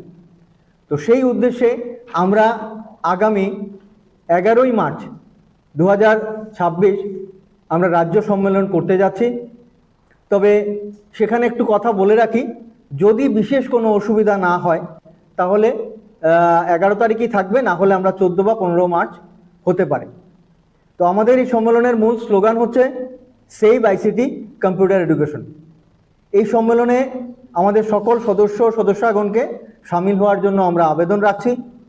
পাশাপাশি গণতন্ত্রের চতুর্থ স্তম্ভ সংবাদ মাধ্যমের সংবাদ পরিবেশনকারী সকল সাংবাদিকগণকে আমন্ত্রণ জানাচ্ছি।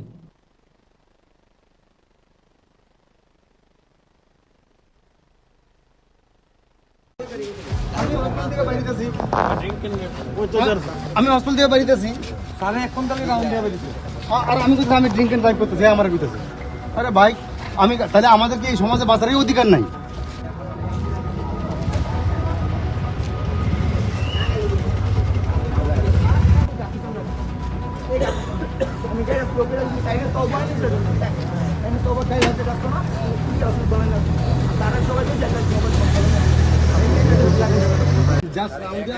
আমি এই গাড়ি এতক্ষণ আসে নাই, আমি সিগন্যাল দিয়ে আইতেছি, আমি কিন্তু গাড়ি কত অ্যারাউন্ড 1-2, কারণ এখানে একটা মেয়ে অ্যাক্সিডেন্ট হয়ে মানে অটো হয়ে আইছে, আমি কইতাছি তো তারা গাড়ি তোলা আস্তে করে বাইরেতেছি, বাড়িতে গিয়ে দেখে দুরুম করে একটা গাড়ি মানে চোখের পলকে বাড়ি দিয়ে দিছে।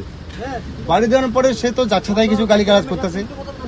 এরপরে এখানে 2-3 লোক দাঁড়ায় আসছিলেন, তারা কইতাছে তুমি গাড়ি এমনি চালাতেছো কেন, এত রাব ডালাতেছো কেন, তাহলে বুঝানো তুমি বাড়ি দিয়ে দিলা। হ্যাঁ না আমরা বাড়ি দিছি না, সমস্ত কথা প্রায় 8-10 মিনিট কথা কাটাকাটি হয়েছে। লাস্টে তাই আমার কাছে যেন আরোপ দিচ্ছেন যে আমি ড্রাঙ্ক ড্রাইভ করতেছি। হ্যাঁ তখন আমার সত্যি অপমান লাগছে, কারণ আমি সারাদিন ডিউটি করে বাড়িতেছি। এবার তো দেখা যায় তাকে যখন জিজ্ঞেস করা হলে কিছু বলবো না ভিডিওর সামনে। এটা এখন সে কি কইছে না কইছে সে তো কিছু করতে না, সে কিন্তু এতক্ষণ হুচু করতেছিল। এখন যখন আমরা এলাম তখন কিছু বললো না, তো এখন আমি কি করতে পারি? কারণ আমি তো তারা কইছি যে ঠিক আছে, এবার বাড়ির যারা লোকজন আছে তারা কইছে নিজেরা মানে সামলান, নিজের সামলা করতে, সে কইছে না আমি সামলাতাম না। আপনাকে হ্যারাসমেন্ট করলো আপনার ডাক্তার মানুষ, তো আমি এটা তো এখন কি করা যাবে? এখন কি করা যায়? যদি আমার গালি দেয় আমি উল্টো তো গালি দিতে পারতাম না, এটা আমার সমস্যা। আপনি কোন হসপিটালে আছেন? আমি হসপিটালে আছি। কোন হসপিটালে স্যার? IGM এ। কি পদে আছেন স্যার? আমি মেডিকেল অফিসার, মেডিসিন ডিপার্টমেন্টে আছি। কখন ডিউটি শেষ হলো, কখন বেরিয়েছেন? আমি ঢুকছিলাম ধরেন না 15টার সময়, বাড়িতেছি এখন। আমি রাউন্ডে ইভিনিং রাউন্ডে আছি। একটু চেষ্টাতেই দুল লেগে যায় নববধূর কানে, একটু চেষ্টাতেই মানিয়ে নেওয়া যায় বিবাহিত জীবনে। নানা অনুভূতি জড়ানো বিয়ের গয়না, শ্যাম সুন্দর কোম্পানি জুয়েলার্স।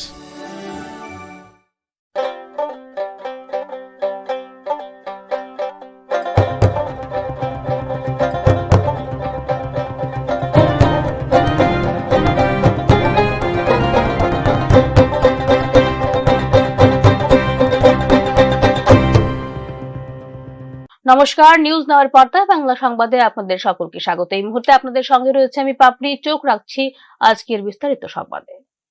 ত্রিপুরায় উদ্ভাবন ও প্রযুক্তিকে এগিয়ে নেওয়ার নতুন অধ্যায় শুরু হলো মুখ্যমন্ত্রী ডক্টর মানিক সাহার উদ্বোধনকৃত রাজ্য উদ্ভাবন মিশন দিয়ে। এই উদ্যোগের মাধ্যমে উদ্যোক্তা, স্টার্টআপ এবং প্রযুক্তি সংক্রান্ত নতুন ধারণাকে বাস্তবে রূপান্তরিত করার তৈরি হবে সুযোগ। টি-নেস্ট, ইনকিউবেশন পার্ক এবং জেলা উদ্ভাবন হাবের মাধ্যমে রাজ্যের প্রতিটি স্তরে উদ্ভাবনী কার্যক্রমকে উৎসাহিত করা হবে। এছাড়াও এআই চালিত স্মার্ট সিটি ও আইটি পার্কের উদ্যোগ ত্রিপুরাকে ডিজিটাল ভাবে অগ্রগামী রাজ্যের মধ্যে অবস্থান শক্তিশালী করবে বলে জানিয়েছেন মুখ্যমন্ত্রী doctor Manik Saha.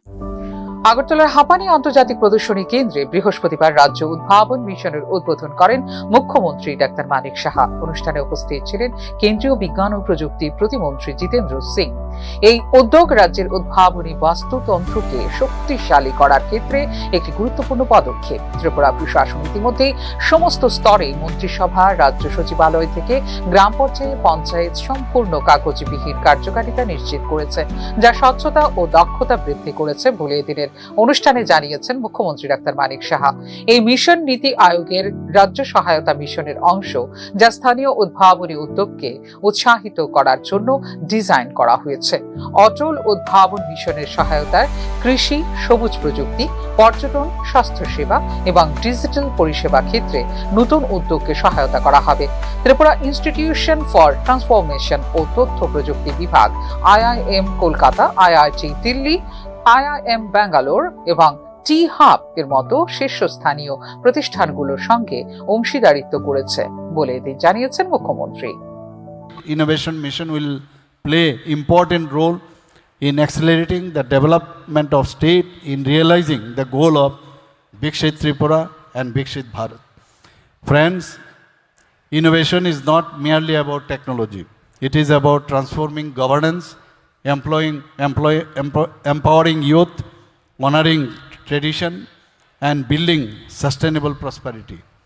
The State Innovation Mission Tripura is a commitment to nurture ideas, a commitment to empower entrepreneurs, a commitment to bridge the local with the global. Once again, I would like to thank the team of Niti Aayog, led by our Honorable Vice Chairman Suman Beriji, for supporting Tripura in establishment of State Innovation Mission and charting our journey to build new Tripura. I also thank our Honorable Union Minister of State Independent Charge for Science and Technology, who just left the stage. And with this, I conclude my speech. Jai Hind, Jai Tripura, Jai Ma Tripura Sundari, Bharat Mata ki Jai. মিশনের কার্যকর বাস্তবায়নের জন্য টি-নেস্ট প্রতিষ্ঠিত হবে, যা শিক্ষা প্রতিষ্ঠান, উদ্যোক্তা ও বিনিয়োগকারীর মধ্যে সংযোগ স্থাপনের সেতু হিসেবে কাজ করবে। টি-নেস্ট চানমারিতে প্রস্তাবিত ইনকিউবেশন ও ইনোভেশন পার্কের সঙ্গে একীভূত হবে। রাজ্যের 8টি জেলায় ইনোভেশন হাব তৈরির পরিকল্পনা করা হয়েছে এবং জেলা পর্যায়ে উদ্ভাবনকে উৎসাহিত করার জন্য জেলা উদ্ভাবক ফেলোশিপ চালু করা হবে বলেও এদিন জানিয়েছেন মুখ্যমন্ত্রী। Innovation Mission. T-Nest is the bridge that will connect campuses to markets, ideas to investment, and innovation to impact.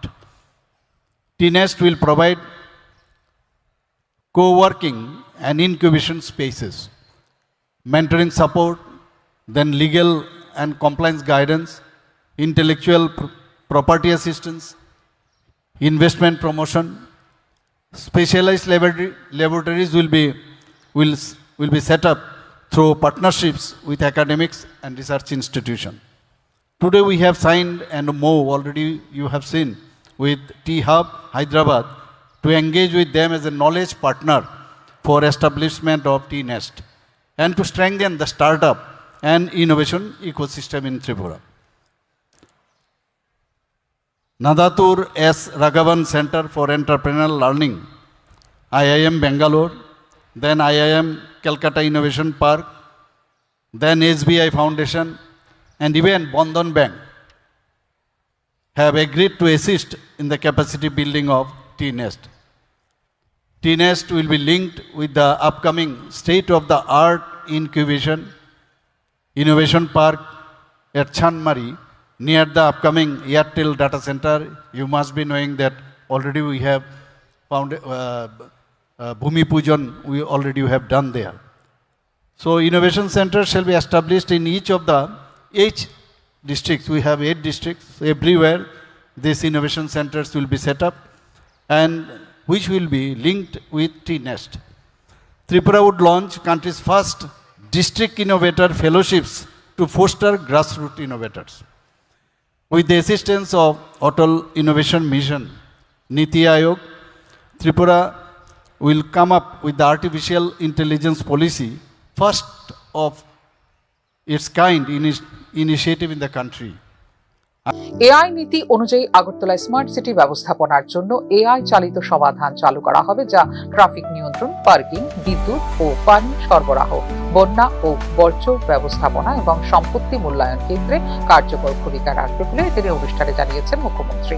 Tripura AI centre of excellence প্রতিষ্ঠার পরিকল্পনাও এদিন জানিয়েছেন মুখ্যমন্ত্রী ডাক্তার মানিক সাহা। এছাড়াও আইটি ও ডেটা অর্থনৈতিক অঞ্চল এবং আইটি পার্কের মাধ্যমে আইটিইএস এবং ডেটা সেন্টার ইকোসিস্টেমকে উন্নীত করার জন্য রাজ্য সরকারের উদ্যোগের কথা জানিয়েছেন মুখ্যমন্ত্রী। Bureau report, news now. শ্লাঘ জিতেন্দ্র সিং। আগরতলার হাপানিয়ায় আন্তর্জাতিক প্রদর্শনী কেন্দ্রে রাজ্য উদ্ভাবন মিশনের উদ্বোধনী অনুষ্ঠানে উপস্থিত ছিলেন কেন্দ্রীয় বিজ্ঞান ও প্রযুক্তি প্রতিমন্ত্রী জিতেন্দ্র সিং। বক্তব্য রাখতে গিয়ে ত্রিপুরা কেবলমাত্র ভারতের প্রবৃদ্ধির নতুন ইঞ্জিন নয়, বরং নেতৃত্বদায়ী শক্তি হয়ে উঠতে পারে বলে অভিমত ব্যক্ত করেন জিতেন্দ্র সিং। অটল ইনোভেশন মিশন প্রধানমন্ত্রী নরেন্দ্র মোদীর একটি দূরদর্শী উদ্যোগ, যা গত কয়েক বছরে উল্লেখযোগ্য সাফল্য দেখিয়েছে। মুখ্যমন্ত্রী ডক্টর মানিক সাহার নেতৃত্বে এই রাজ্য উদ্ভাবন মিশন সহযোগিতামূলক যুক্তরাষ্ট্রীয়তার উজ্জ্বল দৃষ্টান্ত বলে উল্লেখ করেন জিতেন্দ্র সিং। অবকাঠামো উন্নয়ন, রেল ও বিমান যোগাযোগের প্রসার এবং বাঁশ রাবারের মতো প্রাকৃতিক সম্পদের সম্ভাবনা কাজে লাগিয়ে ত্রিপুরা জাতীয় উন্নয়নে গুরুত্বপূর্ণ ভূমিকা রাখতে পারে বলেও মন্তব্য করেন কেন্দ্রীয় প্রতিমন্ত্রী Jitendra Singh. Next level. Very recently, we've also started 1 lakh crore RDI fund, Research Development Innovation Fund, so that then you can accelerate into your entrepreneurship. And as far as the PPP model is concerned, we are already in a big way trying to promote it. And with all these exclusive avenues and the exclusive potentials that a state like Tripura has, I think you have the opportunity not only to be the new engine of India's growth, as Prime Minister says, North is his new engine.